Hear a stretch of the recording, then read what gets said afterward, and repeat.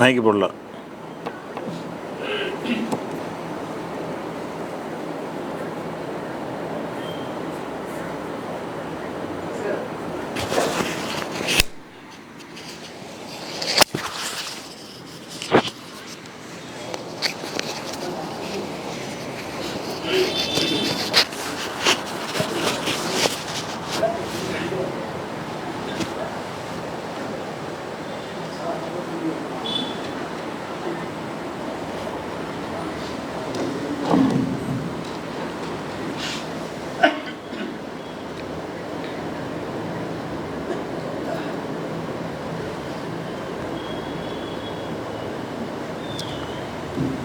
அஸ்ஸலாமு அலைக்கும் வரஹ்மத்துல்லாஹி வபரகாத்துஹு. அன்பிற்குரிய சகோதர சகோதரிகளே, திருக்குரானில் இலக்கிய நயம் என்ற தொடர் உரையின் 15ஆம் நாளில் நாம் அமர்ந்திருக்கிறோம். நேரடி அர்த்தத்தில் இல்லாமல் மாற்று பொருளில் பயன்படுத்தப்பட்டிருக்கிற வசனங்களை எடுத்து அதில் எந்த மாற்று பொருள் எதற்காக கொடுக்க வேண்டும் என்பதை குறித்து நம்ம அறிந்து வருகிறோம். நேற்றைய தினம் அல்லாஹ் ரப்புல் ஆலமீன் இந்த கழுதை சம்பந்தமாக, கழுதைக்கு உதாரணமாக காட்டி சில செய்திகளை சொல்வதை நம்ம பார்த்தோம். அந்த வகையில் இந்த கழுதையை வைத்து இன்னொரு உதாரணத்தை அல்லாஹ் சொல்கிறான். என்ன சொல்கிறான்னு கேட்டால், நீங்கள் நடக்கும்போது நிதானமாக நடுத்தரமாக நடங்க, உங்களுடைய குரலை தாழ்த்தி கொள்ளுங்கள், சத்தத்தை குறைத்து கொள்ளுங்கள். ஏனென்று கேட்டால், சத்தத்திலே ரொம்ப கொடூரமான சத்தம் கழுதையின் சத்தம் அப்படின்ட்டு இந்த 31வது சூறாவில் 19வது வசனத்தில் வருகிறது. அப்போ கழுதை சத்தத்தை உதாரணம் காட்டி, சத்தத்திலே கொடூரமான சத்தம் எது என்றால் கழுதையுடைய சத்தம். அதனால் நீ சத்தம் போட்டு பேசாத, உன்னுடைய குரலை தாழ்த்தி பேசு அப்படின்னு இந்த வசனம் சொல்கிறது. அப்போ இந்த குரலை தாழ்த்திக்கொள் என்றாலே அதில் விளங்கிறது, சத்தம் உயர்த்தக்கூடாதுன்னு விளங்குறது. அந்த கழுதையுடைய சத்தத்தை உதாரணம் காட்டுவதற்கு என்ன காரணம்னு கேட்டால், கழுதை சத்தத்தை எல்லோரும் வெறுப்பாங்க. எல்லோரும் என்ன செய்வாங்க, கழுதையுடைய சத்தத்தை விரும்பவே மாட்டாங்க. இப்போ நம்ம தமிழில் கூட என்ன செய்வோம்டா, ஒருத்தன் ரொம்ப பேசினான்னு சொன்னால், கத்துனான்னு சத்தம் போட்டான்னு சொன்னால், ஏன்டா கத்துறேன்னு கேட்போம். கத்துறதுங்கிறது கழுதைக்கு உள்ளது. ஒவ்வொரு பிராணிக்கும் சத்தத்துக்கு பேர் வச்சுக்கிறாங்க. யானை பிளிரும், சிங்கம் கர்ஜிக்கும், அப்படின்னு இது புலி உருமும் அப்படின்னு ஒவ்வொரு மிருகத்துடைய சத்தத்துக்கும் ஒரு சொல் இருக்குது தமிழில். கத்துறது கழுதைக்கு உள்ளது. கழுதை கத்தும், கழுதை தான் கத்துறது உள்ளது. அப்போ கத்துறதுன்னு நம்ம ஒருத்தன் நான் பேசுகிறவன் பிடிச்சி கத்துறேங்கிறோம், கழுதையாக்கி தான் நம்மளும் பேசுகிறோம். ஏன்டா கத்துறேன்னு என்ன அர்த்தம், நீ கழுதை மாதிரி இருக்கிற அப்படிங்கிற அர்த்தத்தெல்லாம் சொல்கிறோம். அப்போ இந்த கழுதையுடைய சத்தம் அல்லாஹ்வுடைய படைப்புகள்லையே இது ரொம்ப வெறுக்கத்தக்கது என்ற மாதிரி இதில் வருகிறது. இது அல்லாஹ் சொன்னதாக வராட்டாலும் லுக்மான் என்பவர் அவருடைய மகனுக்கு சொன்ன அறிவுரையில் வருது. எப்படி வருது, வக்ஸித் ஃபி மஷீக்க, உன்னுடைய நடையில் நிதானத்தை கடைப்பிடி, தடதரண்டு ஓடக்கூடாது. அதே மாதிரி ஒகுல் மின் சவுத்திக்க, உன்னுடைய குரலை தாழ்த்திக்கொள். ஏனென்று கேட்டால், அன்கரல் அஸ்வாத்தில் சவுத்துல் ஹமீர், குரல்களில் ரொம்ப வெறுக்கத்தக்கது கழுதையுடைய சத்தம்தான் அப்படின்னு நல்லா சொல்லி காட்டுறான். அப்போ இந்த கழுதை சத்தத்தை சொல்வதற்கு என்ன காரணம்னு கேட்டால், நீ சத்தம் போட்டின்னு சொன்னால் மக்கள் வெறுப்பாங்க, கழுதையுடைய சத்தம் விரும்புவாங்கன்னு நினச்சிக்கிட்டு நீங்கள் இருக்கிறீங்க. ரொம்ப சத்தம் போட்டு பேசணும்னா என்ன செய்யணும்னா, வெகுஜன மக்கள் அதை ரசிக்க மாட்டாங்க, வெறுப்பாங்க என்பதற்காக சொல்கிறது. அப்போ இந்த இடத்துல அதே நேரத்தில் எத்தனையோ பிராணிகளுடைய சத்தம் கழுதையை விட கொடூரமாக கூட இருக்கும். பயங்கரமான காடை அதிர்ற அளவுக்குலாம் சத்தம் போடக்கூடிய மிருகங்கள்லாம் இருக்கிறது. ஆனாலும் இந்த உள்ள பிராணி சத்தத்திலே ரொம்ப கொடூரமானது கழுதை சத்தம்னு எல்லாம் சொல்கிறான்ல. அதுக்கு என்ன காரணம் அப்படின்னு சொன்னால், காரணத்தை எல்லாம் சொல்லலை.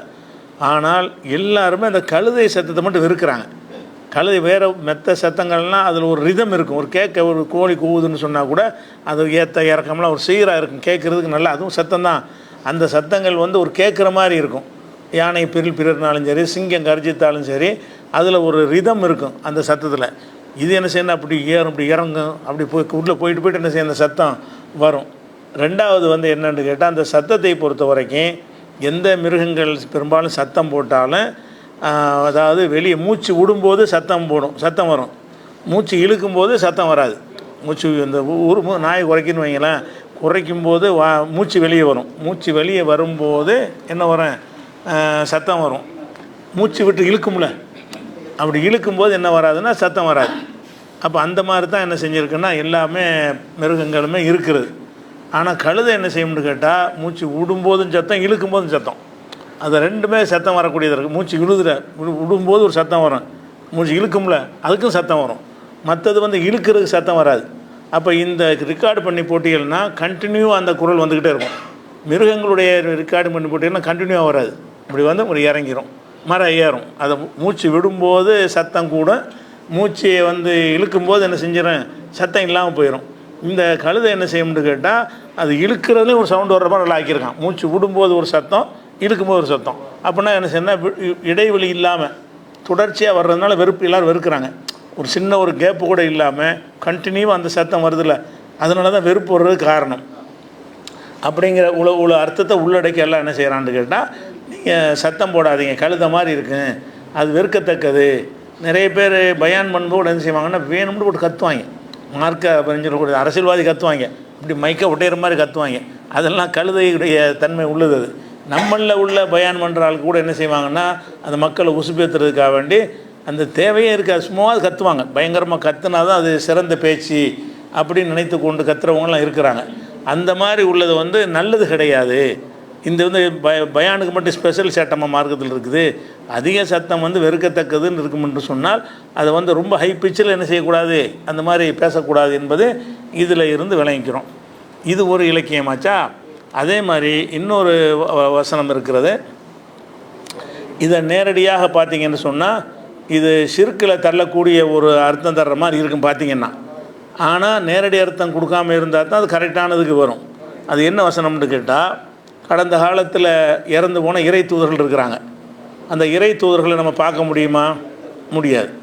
நமக்கு அவங்கள்ட்ட கேள்வி கேட்க முடியுமா? கேட்க முடியாது. அவங்கள்ட்ட பேச முடியாது. கடந்த காலத்தில் மரணித்த இறை தூதர்கள் வந்து மரணிச்சிடால முடியாதுன்னு அர்த்தம். நம்ம காலத்தில் வாழ்ந்த ஒரு ஆளை தான் நம்ம பேச முடியுமே தவிர, மூத்தா போன இறை தூதர்கள் இருக்காங்கல்ல, இறை தூதர்கள்னால் நல்லடியார் எல்லாருமே அடங்கிடுவாங்க. ஆனால் இறை தூதர்கள் தான் அதில் வருகிறது. இறை தூதர்கள் வந்து அவங்களோட நமக்கு தொடர்பு கொள்ளவே முடியாது. நம்ம அவங்கள்ட்ட தொடர்பு கொள்ள மாட்டோம், அவங்க நம்மள்ட்ட தொடர்பு கொள்ள மாட்டாங்க. அதுக்கு பேர் தான் மௌத்துன்னு அர்த்தமே. ஆனால் என்னங்க சவுண்டு வித்தியாசம் இருக்குது, என்னது? கிட்ட வைங்க, இப்போ வைக்கிற மாதிரி தான் வைக்கணும். இப்போ சரியா இருக்கா? அப்போ இந்த வசனத்தை நீங்கள் பாருங்கள். இது 43வது சூறாவில் 45வது வசனம். இதில் அல்லாஹ் என்ன செய்கிறான்னா, வஸ்அல் நபியை நீங்கள் கேளுங்கள். இது ரசூலுல்லாஹ்வுக்குள்ள கட்டளை. ரசூலுல்லாஹ்வுக்குள்ள கட்டளைன்னா நம்மளுக்கு உள்ளது தான், எல்லோரும் செய்ய வேண்டிய விஷயந்தான். வஸ்அல் நபியை நீங்கள் கேளுங்கள். மண் அரசல்னா மின் கபுலிக்க மின் ருசுலினா, நான் முன்னர் அனுப்பியிருக்கிற ரசூல்மார்கள்ட்ட போய் கேளுங்கள். யார்கிட்ட கேட்க சொல்கிறான்ல, நம்ம முந்தி அனுப்பின ரசூல்மார்கள்ட்ட நபியை நீங்கள் கேளுங்கள். எப்படின்னு கேட்க சொல்கிறேன்னா, அஜால்னா மிந்தூனிர் ரஹ்மானி ஆலிஹத்தன் யபுதூன், ரஹ்மானை தவிர வேறு கடவுள்களை வணக்கத்திற்குரியவர்களாக நம்ம ஆக்கியிருக்கிறோமா என்று கேளுங்கள். முந்தைய ரசூல்மார்கள்ட்ட போய் அல்லாஹ்வை தவிர வேறு யாரையும் வணங்கணும்னு நம்ம சொல்லி இருக்கிறோமா என்று நபி அவங்கள்ட்ட கேட்டுப்பார் அப்படின்னு நல்லா சொல்கிறான். இது அப்படியே நேரடி அர்த்தம் செஞ்சால் ரசூல்லா எப்படி முந்தி உள்ள ரசூல்மார்ட்ட கேட்பாங்க? ரசூல்லா வாழ்ந்த காலத்தில் ஒரு ரசூலுமே இல்லை. மூசாட்ட போய் கேட்பாங்களா? ஈசா நபிட்ட கேட்பாங்களா? இப்ராஹிம் நபிட்ட கேட்பாங்க? யார்கிட்ட போய் கேட்பாங்க? யார்ட்டும் கேட்க முடியாத. இது ஆனால் என்ன வாசனம் இருக்குது, முந்தி சென்ற ரசூல்மார்கள்ட்ட நபியை நீங்கள் கேளுங்கள். அப்போ முந்தி சென்றவர்களோ பார்க்கலாம், மௌத்தா போனவர்களும் என்ன செய்யலாம், குறைஞ்சபட்சம் ரசூல்லாவது பார்க்கலான்னு வரும். ரசூல்லாவுக்குரிய சிறப்புண்டு அர்த்தம் எடுத்துக்கொண்டால் கூட ரசூல்லா தான் எப்படி பார்க்க முடியும்? அல்லாவை அழைச்சி மேராஜ் அந்த மாதிரி கூட்டிகிட்டு போனால் பார்க்க முடியும். சாதாரணமாக பார்க்க முடியுமான்னா முடியாது. அப்போ ஏற்கனவே அனுப்பின ரசூல்மார்கள்ட்ட நீங்கள் கேளுங்கள் அப்படின்னு ஒசால் நீங்கள் கேளுங்கள். மண் அரசல்னா மின் கபுலிக்க மின் ருசுலினா, நமது ரசூல்மார்களில் யாரை நம்ம முன்னாடி அனுப்பியிருக்கிறோமோ அவர்களிடம் போய் கேளுங்கள். என்ன கேளுங்க? இந்த மாதிரி அல்லாஹ்வை தவிர வேறு கடவுள்னு நான் சொன்னானா? அல்லாஹ் சொல்லியிருக்கிறானா? பல கடவுள் உங்களுக்கு சொல்லப்பட்டுச்சா இறைவனால் அப்படின்னு அங்கே போய் கேளுங்கிறான். இப்போ வந்து நம்ம கண் முன்னாடி நமக்கு தெரியுது, கேட்க முடியாதுன்னு சொல்லி.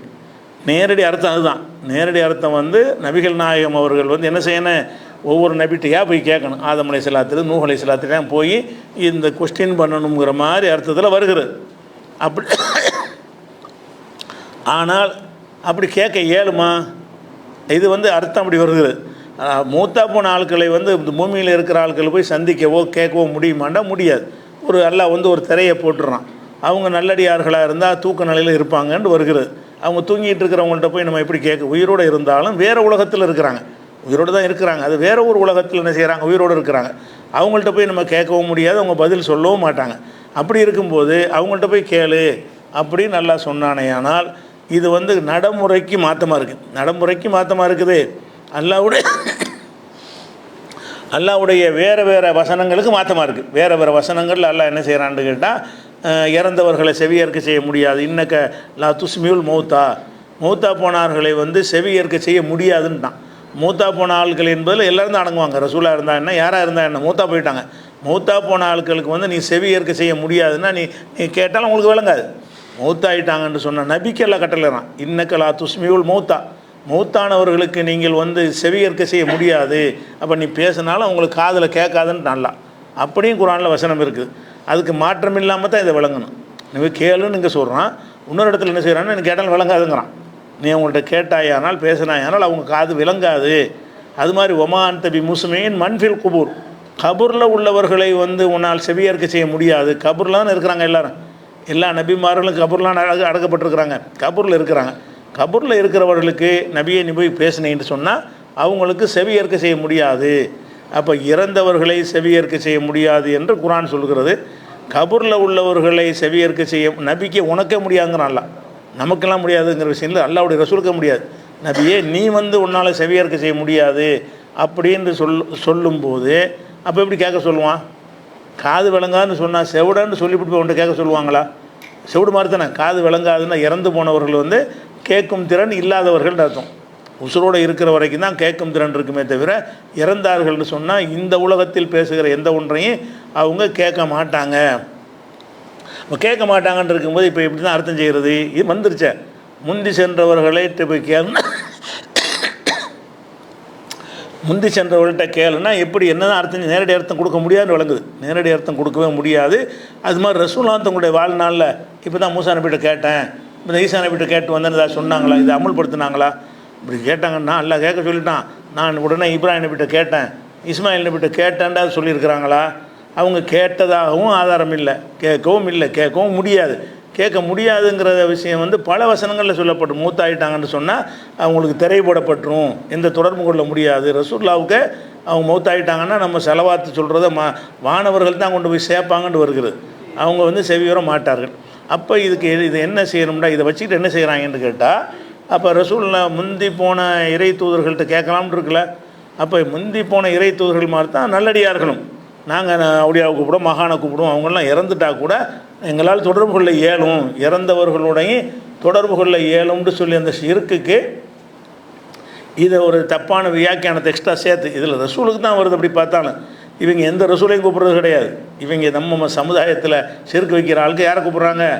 இது ரசூல் இல்லாதவங்களா நல்லடியார் நினைக்கிறாங்கல்ல, அவங்கள தான் போய் கூப்பிட்றாங்க. ஏன்டா கூப்பிட்றான்னு கேட்டால் ரசூலாக கூப்பிட்ருக்குறாங்கல்ல, நல்லா கூப்பிட சொல்கிறான்ல. ரசூல்மார்களை இறந்துட்டா கூட அவங்கள்ட்ட போய் கேட்கலாம்னு சொல்கிறான்ல, அப்படின்லாம் சொல்கிறாங்க. அதனால் இதுக்கு என்ன தான் அர்த்தம் செய்கிறதுன்னு கேட்டால், இதுக்கு அர்த்தம் செய்வதற்கு வேறு சில வசனங்களை எடுத்துக்கொள்ளலாம். அதை எப்படி விளங்குகிறோமோ அதே மாதிரி இது விளங்க முடியும். அதை வந்து எல்லோரும் ஒரே மாதிரி தான் விளங்குவாங்க. எப்படின்னு கேட்டால், உங்களுக்கு நீங்கள் அதாவது என்ன வசனம்னா 4வது சூறாவில் 59வது வசனம். அதில் என்ன சொல்லப்படுதுன்னு கேட்டால், யாயுகொல்லதி நாமனும் நம்பிக்கை கொண்டவர்களை அத்தி உள்ளாக வாத்தி ஒரு ரசூல், நீங்கள் அல்லாவுக்கு கட்டுப்படுங்கள், ரசூலுக்கு கட்டுப்படுங்கள். உளில் அமரி மின்கும், உங்களில் அதிகாரம் உள்ளவர்களுக்கு கட்டுப்படுங்கள். அல்லாவுக்கு கட்டுப்படுங்க, ரசூலுக்கு கட்டுப்படுங்க, அதிகாரம் உள்ளவங்களுக்கு கட்டுப்படணும். அதிகாரம் உள்ளவங்க நாட்டை ஆட்சி செய்கிறாங்கன்னா அவங்களுடைய சட்டத்திட்டங்களை கட்டுப்பட்டு நடக்கணும். அதை சொல்லிவிட்டு ஃபைன் தனாசத்தும் ஃபி ஷையின், ஏதாவது ஒரு விஷயத்தில் நீங்கள் முரண்பட்டால், கருத்து வேறுபாடு கொண்டால், ஃபுர்துஹு, அந்த பிரச்சனையை கொண்டு செல்லுங்கள், இலல்லாஹி, அல்லாவிடத்தில் கொண்டு செல்லுங்கள் வருது. பிரச்சனை அல்லாட்ட போய் கொண்டு சொல்கிறது, ஒரு கருத்து வேறு வந்துருச்சு, அல்லாட்ட போய் கேட்க முடியும்னு அர்த்தம். அல்லாட்ட கொண்டு போங்கன்னா என்ன அர்த்தம்? அல்லாவுடைய வேதத்தில் தேலுங்கன்னு அர்த்தமே தவிர அல்லாட்ட எப்படி கொண்டு போகிறது? நமக்குள்ளே ஒரு கருத்து வேறு வந்து அல்லாட்ட கேட்டு வர்றேன் அப்படின்னு சொல்ல முடியுமா? எவனா கேட்டிருக்கானா? அல்லாட்ட கொண்டு போங்கிறான். உங்கள்கிட்ட சந்தேகம் வந்துச்சுன்னு சொன்னால் கருத்து வேறோடு வந்தால் ருத்து இலல்லாஹி, அல்லாவிடத்தில் கொண்டு செல்லுங்கள்ங்கிறான். அல்லாவிடத்தில் கொண்டு செல்லுங்கள் என்பதை வந்து யாராச்சும் அல்லாட்ட கேட்டு வர்றேன்னு சொல்லி நடப்பாங்களா? இன்றைக்கி என்னைக்காவது? அந்த காலத்தில் நடந்தாங்களா? இன்றைக்கி நடப்பாங்களா? நாளைக்கு நடப்பாங்களா? அல்லாட்ட எப்படி கேட்குறது? அல்லாட்ட கேட்குறன்னு அர்த்தம் கிடையாது. அல்லாட்ட கேளுங்க என்று சொன்னால் அல்லாஹ் வந்து அவனுடைய சட்டத்திட்டங்களை குரான் மூலமாக உங்களை தந்துட்டான், அதில் உரசுங்கன்னு அர்த்தம். கருத்து பேர் வந்துச்சுன்னா குரானில் இருக்கான்னு பாருங்கிறது அல்லாஹ் சொல்கிறான். அல்லாட்ட கொண்டு போங்களுக்கு அர்த்தம் என்னன்னு கேட்டால், அல்லாஹ் என்ன சொல்லுகிறான் என்பதை அவனுடைய வேதத்திலிருந்து நமக்கு தெரிஞ்சிடும். வேதத்தில் சொல்வதான் நல்லா சொல்வது. அப்போ அந்த வேதத்தில் வந்து உரசி பாருங்கள், உங்களுக்கு கருத்து பேரோடு வந்துருச்சு, நான் சொல்கிறது சரியா நீ சொல்கிறது சரியான்னு வருதா, குரானை எடு, குரானுக்கு இது ஒட்டி இருக்குது, குரானுடைய இது பொருத்தமாக இருக்குது, அதான் அல்லாவுடைய கருத்துன்னு ஏற்றுக்கிட்டு போங்க. அப்போ அதுக்கு தான் அந்த அர்த்தம் தான் எல்லோரும் கொடுக்குறாங்க. இதை இந்த வசனத்தை வளைக்கிறாங்கல்ல, அவங்க உள்பட என்ன செய்கிறாங்கன்னா, அல்லாட்ட கொண்டு போங்கள் என்று சொன்னால் அல்லாவுடைய வேதத்தில் உரசி பார்க்க வேண்டும் அப்படிங்கிறாங்க. அல்லாட்ட கொண்டு போகணும்னு சொல்ல மாட்டேங்கிறாங்க. அல்லாட்ட கொண்டு போங்கிறதாவது சாத்தியம் உள்ளது, இறைவான்னு கேட்குறது சாத்தியம் உள்ளது. என்றென்று உயிரோடு இருக்கிறவன் அதுக்கு வந்து அர்த்தத்தை மாற்றுறாங்க. செத்து போன ஆளுகளுக்கு அர்த்தத்தை என்ன செய்கிறாங்க, வேறு அர்த்தம் கொடுக்குறாங்க. செத்து போனாலும் கேட்கவும் முடியாது, அல்லாவாச்சும் கேட்பான், நம்ம சொல்கிறத அவன் கேட்பான், அவன் சொல்கிறத நம்ம கேட்காது. செத்து போய் நம்ம அல்லாட்ட கேட்டோம்னு சொன்னால் நம்ம கேட்பது அல்லாவுக்கு விளங்கும்ல, விளங்கு. அவன் சொல்கிற ரிப்ளை உங்களுக்கு விளங்காது. அப்படி தான் இருக்குது, அது ஒன் சைடு விளங்குது அதில். ஆனால் செத்து போன ஆளுக்கிட்ட விட 2 சைடுங்க அவுட்டு. நீ பேச அவருக்கு விளங்காது, அவர் பேச உனக்கு விளங்காது. அப்படி இருக்கும்போது அதுக்கு மட்டும் என்ன அர்த்தம் செய்கிறாங்கன்னா, அவுளியாட்ட கேட்கலாம், ரசூல்கிட்ட நம்பி இறந்து போனவர்களுக்கு இந்த துன்யாவில் அவங்களுக்கு ஆதிக்கம் இருக்குது, மூத்தா போனால் கூட அவங்க இருப்பாங்க, இந்த சபையில் உட்காந்துருப்பாங்க, பேசுகிறத கேட்பாங்க, அப்படின்லாம் சொல்லக்கூடியதுக்கு ஆதாரங்கள் பட்டியலில் இதையும் கொண்டாந்து சேர்த்து வச்சுருப்பாங்க. இந்த வசனத்திலிருந்து ஆதாரம் எடுக்கணுண்டு. அது மாத்திரம் இல்லாமல் அதில் எல்லாம் என்ன செய்கிறான்னு கேட்டால், நீங்கள் கருத்து வேறுபாடு வந்தால் அல்லாவிடத்தில் கொண்டு போங்க, ரசூல்கிட்ட கொண்டு போங்கன்னு ரெண்டாவது ஒரு ரசூல்கிட்ட கொண்டு போங்கன்னு சொல்கிறான். இந்த ரசூல்கிட்ட கொண்டு போங்கள் என்பதற்கு இந்த வசனம் இறங்கின காலத்தில் அர்த்தம் ஒன்று, ரசூல்கிட்ட கொண்டு போயிடலாம். ரசூல் இருந்தாங்கல்ல, ரசூல் ஹயாத்தோடு இருக்கும்போது சஹாபாக்கள் மத்தியில் பிரச்சனை வந்தால் யார்கிட்ட போய் கேட்பாங்க, ரசூல்கிட்ட போய் கேட்டுருவாங்க. மௌத்துக்கு பிறகு என்ன அர்த்தம் இருக்குது, ரசூல்லா மௌத்துக்கு பிறகு எத்தனை பிரச்சனை வந்துச்சே, சஹாபாக்கள்லாம் போய் ரசூல்லாட்ட போய் கேட்டால் வந்தாங்க, கபருக்கு போனாங்களா, சந்தேகம் கேட்டாங்களா, அலி ஆயிஷா சண்டை வந்துச்சு, இது யார் இது செஞ்சதுன்னு குழப்பம் வருமா, அல்லாவுடைய நீங்கள் சொல்லுங்கள், நாங்கள் என்ன செய்ய கேட்டாங்களா, ஏதாவது கேட்டு நடந்திருந்தால் அவ்வளோ நடந்திருக்காது. சமுதாயத்தில் வெட்டு குத்து போருகிற ஒன்றும் நடந்திருக்காத. மார்க்க சட்டங்களில் எவ்வளோ தீர்ப்புகள் தப்பு தப்பாகவும் வழங்கினாங்களே, ஏன் அப்படி வழங்குறாங்க, ரசூல்கிட்ட கேட்க முடிஞ்சு எதுக்கு போய் வழங்கணும், கேட்டு ஒரு சொல்லிக்கிட்டு இருக்க வேண்டியான அல்லாவுடைய தோறு இப்படி பிரச்சனை இருக்குது, இதற்கான ஃபத்வா தாங்கன்னா ஃபத்வா தந்துடுவாங்க. அப்போ யாரும் கேட்டதில்லை. இவங்களும் செய்கிறாங்கன்னா ரசூல்கிட்ட கேட்குற அந்த அர்த்தம் கிடையாது. ஹயாத்தோடு இருக்கும்போது ரசூல்கிட்ட கேட்கணும், மூத்தாயிட்டாங்கன்னா அவங்களுடைய போதனைகள் இருக்கிறது, அதில் உரசி பார்க்கணும், ஹதீஸில் பார்க்கணும். ஒன்று அல்லாட்ட போய் இப்போ அல்லாட்ட போங்கன்னு சொன்னால் குரானில் போய் உரசுங்க, ரசூல்கிட்ட போய் செல்லுங்கன்னா அவங்களுடைய ஹதீஸில் உரசுங்கன்னு இருக்குல்ல. அந்த மாதிரி தான் நீங்கள் வந்து பல கடவுள் இருக்குதுன்னு சொல்லக்கூடியவங்க வந்து முந்தைய நபிமார்கள் மேலே பழி போட்டு தான் சொல்கிறாங்க. இப்படி தான் இப்ராஹிம் சொன்னார், இப்படி தான் இஸ்மாயில் சொன்னார், இப்படி தான் மூசா சொன்னார்னுக்கிட்டு பல தெய்வ வணக்கத்தை. அதுக்கு தான் அல்லாஹ் என்ன செய்கிறான்டா, முந்தி அனுப்பின ரசூல்மார்கள்ட்ட போய் கேளுன்னு சொன்னால் ரசூல்மார்களுடைய அறிவுரையில் போய் தேடிப்பார், எந்த ரசூலாச்சும் இப்படி சொன்னாங்களா, இதுலேயும் அறிவுரையை தானே தேடுறோம். உங்களுக்கு பிரச்சனை வந்து விட்டால் அல்லாவிடத்தில் கொண்டு போங்கன்னா அல்லாவுடைய அறிவுரையில் கொண்டு போகிறது தான், ரசூல்கிட்ட கொண்டு போங்கன்னா ரசூலுடைய அறிவுரையில் கொண்டு போகிறது தான். இதை எப்படி விளங்கிக்கிட்டோமோ அந்த மாதிரி தான் இன்றைக்கி அவங்க வந்து பல தெய்வ வணக்கத்து உள்ளவங்க என்ன செய்கிறாங்கன்னு கேட்டால், அதை வந்து நபிமார்கள் வழியாக தான் எனக்கு இது வந்துச்சுங்கிறாங்க. எல்லாம் பல தெய்வ வணக்கத்தை செய்கிறவன்லாம் இப்போ இப்ராஹிம் நபி பேர்லாம் அப்படி செஞ்சாங்க, மக்கா காஃபிர்லாம் இப்ராஹிம் நபியுடைய மார்க்கம் இப்ராஹிம் நபியுடைய சமுதாயம்னு சொல்லிக்கிட்டு தான் அப்படி செஞ்சாங்க. ஏன்டா அப்படி செய்கிறீங்கன்ட்டு அல்லாஹ் அமரனா பிகானே, அல்லா தான் இப்படி கட்டளையிட்டான்ட்டாங்க. ஏன் அந்த அல்லாஹ் சொன்னதை நபிமார்கள் வழியாக எங்களுக்கு கிடைத்தது என்று தான் அந்த தப்பான கொள்கையில் உள்ளவன் வந்து ஆதாரம் காட்டுறான். அப்போ அதை மறுக்கிறதுக்கு தான் அல்லாஹ் என்ன செய்கிறான்னு கேட்டால், நபி எப்படி சொன்னாங்க என்று சொன்னால் முந்தைய நபிமார்கிட்ட போய் கேளு, முந்தைய நபிமார்கிட்ட போய் கேளுன்னா நபிமார்கிட்ட போய் கேட்க முடியாதுன்னு தெரியும். நபிமாருடைய அறிவுரை இருக்கும்ல, அந்த நபிலாம் என்ன சொன்னாங்கன்னு அது போதனையில் பாதுகாக்கப்பட்ட போதனை இருந்தால் அதில் போய் தேடுங்க. அதில் இந்த மாதிரி சொன்னது இருக்குதா, அல்லாவை தவிர வேறு கடவுள் உங்களுக்கு கொண்டு என்னத்தை கேட்க சொல்கிறான், அந்த கேள்வி என்னங்கிறது நல்லா சொல்லி கொடுத்துறான். எப்படி அஜால்னா நாம் ஏற்படுத்தி இருந்தோமா, மின்தூணி ரஹ்மான் இல்லாமல் அல்லாஹ் இல்லாமல் ஆலிஹத்தன் யூபதூன் வணங்கப்படும் கடவுள்களை நம்ம ஏற்கனவே உள்ள சமுதாயத்துக்கு நியமித்து இருந்தோமா என்று ரசூல்மார்ட்ட போய் கேளு. உனக்கு முந்தைய ரசூல்மார்கிட்ட கேளுன்னா முந்தைய ரசூல்மார்களுடைய அறிவுரையில் போய் கேளுன்னு அர்த்தம். ஏன்னா கேட்க முடியாதுன்னு தெரிஞ்சுக்கிட்டு இருக்கும்போது கேளுன்னா என்ன அர்த்தம், ஊரை கேளுனா என்ன அர்த்தம் செஞ்சீங்க, ஒரு ஊரை கேள்வி என்றால் ஊர்கிட்ட கேட்க முடியாதுல்ல, உசாலில் கறி அந்த ஊரை கேட்டுப்பார், அந்த ஊரை விசாரித்துப்பார்னு வருது. அதுக்கு நம்ம என்ன அர்த்தம் செஞ்சோம், ஊரை விசாரிக்க முடியாது, விசாரிக்கிறதுக்கு உரியதில் அதை சொன்னால் தான் விசாரிக்கணும்னு அர்த்தம். ஊர் வந்து பேசாது, ஊருக்கு அறிவு கிடையாது, நீ சொல்ற அதுக்கு விளங்காது, அது சொல்ற உனக்கு விளங்காது. அப்படி இருக்கும்போது ஊரை கேளுனா என்ன அர்த்தம்னா ஊர் மக்கள்கிட்ட கேள்னு அர்த்தம். ஏன் அந்த ஊர் மக்கள்கிட்ட போகிறோம், ஊர் என்பதுக்கு கேட்காது, ஊர் என்பது வந்து மனிதன் கிடையாது, காது கிடையாது, நம்முடைய பேச்சுகளை புரிந்து கொள்கிற அளவுக்கு அதுக்கு திறன் கிடையாதுங்கிறதுனால ஊரை கேள் என்று சொன்னால் ஊர் வாசிகளை கேளுங்கிறோம்ல. அப்படி எது பொருந்துமோ அந்த மாதிரி தான் அர்த்தம் செய்யணுன்னு சிந்திச்சாங்கன்னா இதை வந்து என்ன செய்ய மாட்டாங்க, ஷிர்க்கு கொண்டு போயிட மாட்டாங்க.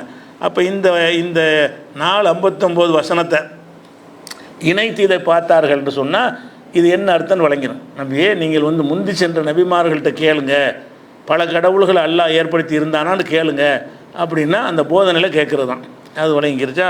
இது மாதிரி தப்பாக செஞ்சுட்டு போகிறவங்க இருக்கிறாங்க. அதே மாதிரி இந்த வழிகெடுக்கக்கூடிய இன்னொரு விஷயம் என்னென்னு கேட்டால், இப்போ ஆதம் அலைஹிஸ்ஸலாம் சம்பவம் முக்கியமாக இருக்குது. இன்றைக்கி ஷேகுமார்கள் பெரியார்கள்னு இருக்கிறாங்க, முரீது கொடுக்குற ஒரு கூட்டம். அவங்க என்ன செய்வாங்கன்னு கேட்டால், மக்கள்கிட்ட வந்து அவங்க காலில் விழுந்து சைதா செய்ய சொல்கிறாங்க.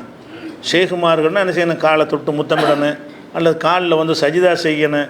காலில் சஜிதா செய்வது தான் அந்த குருவுக்கு செய்கிற மரியாதை. குரு ஷேகுன்னு சிலர் ஏற்படுத்திட்டாங்கன்னா சாதாரண ஒரு ஆசிரியர் லெவலில் வைக்க மாட்டாங்க.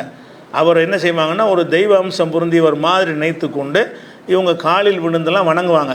ஏன்டா இப்படிலாம் செய்கிறீங்கன்னு கேட்டால் அவங்களுக்கு கிடைச்ச ஆதாரம் என்னென்னு கேட்டால் அந்த ஆதம் அலைஹிஸ்ஸலாமுடைய சம்பவம் தான்.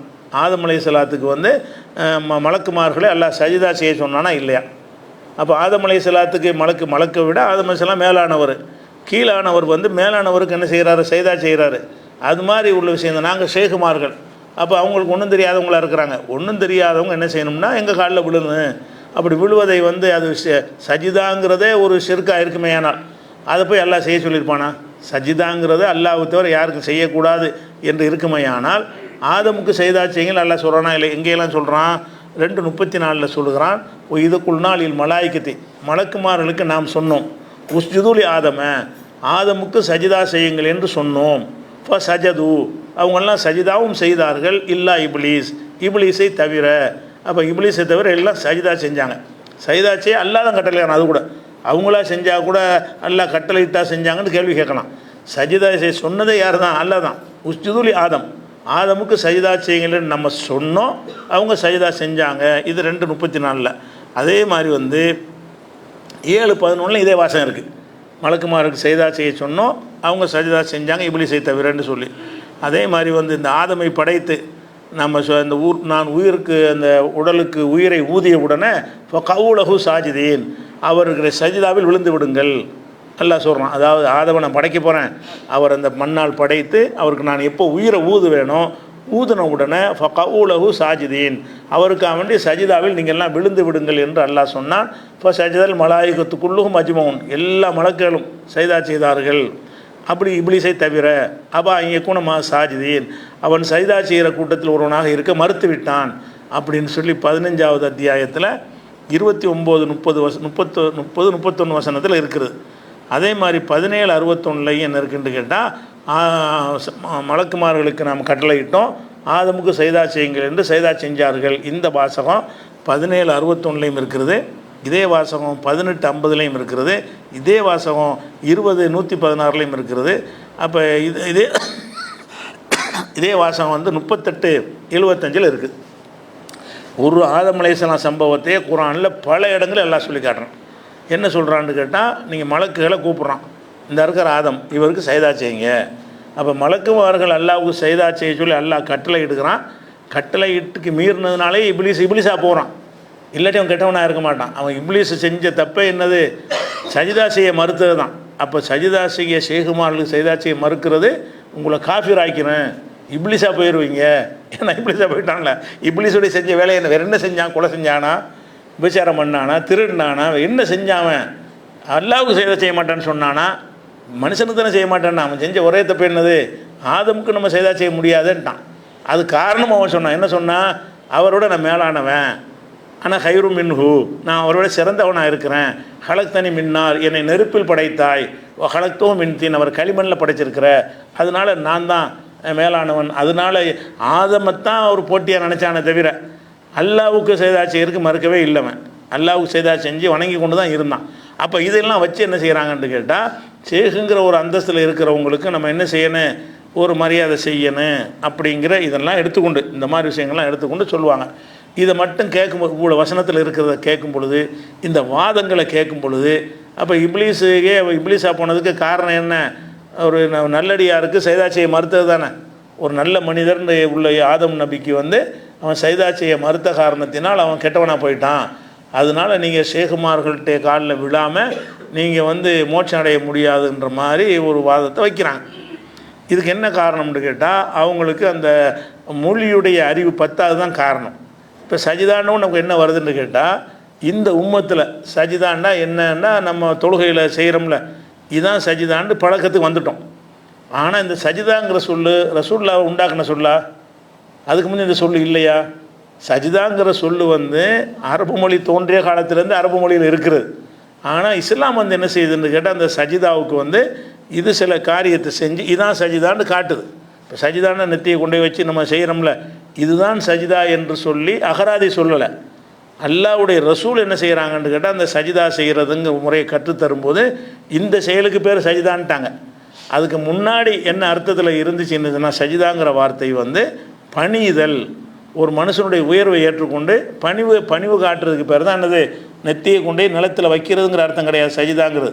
சஜிதாவுடைய அர்த்தமே என்னன்னு கேட்டால், இஸ்லாம் வருவதற்கு முன்னாடி சஜிதாவுடைய அர்த்தம் என்னன்னு கேட்டால் பணியுதல்.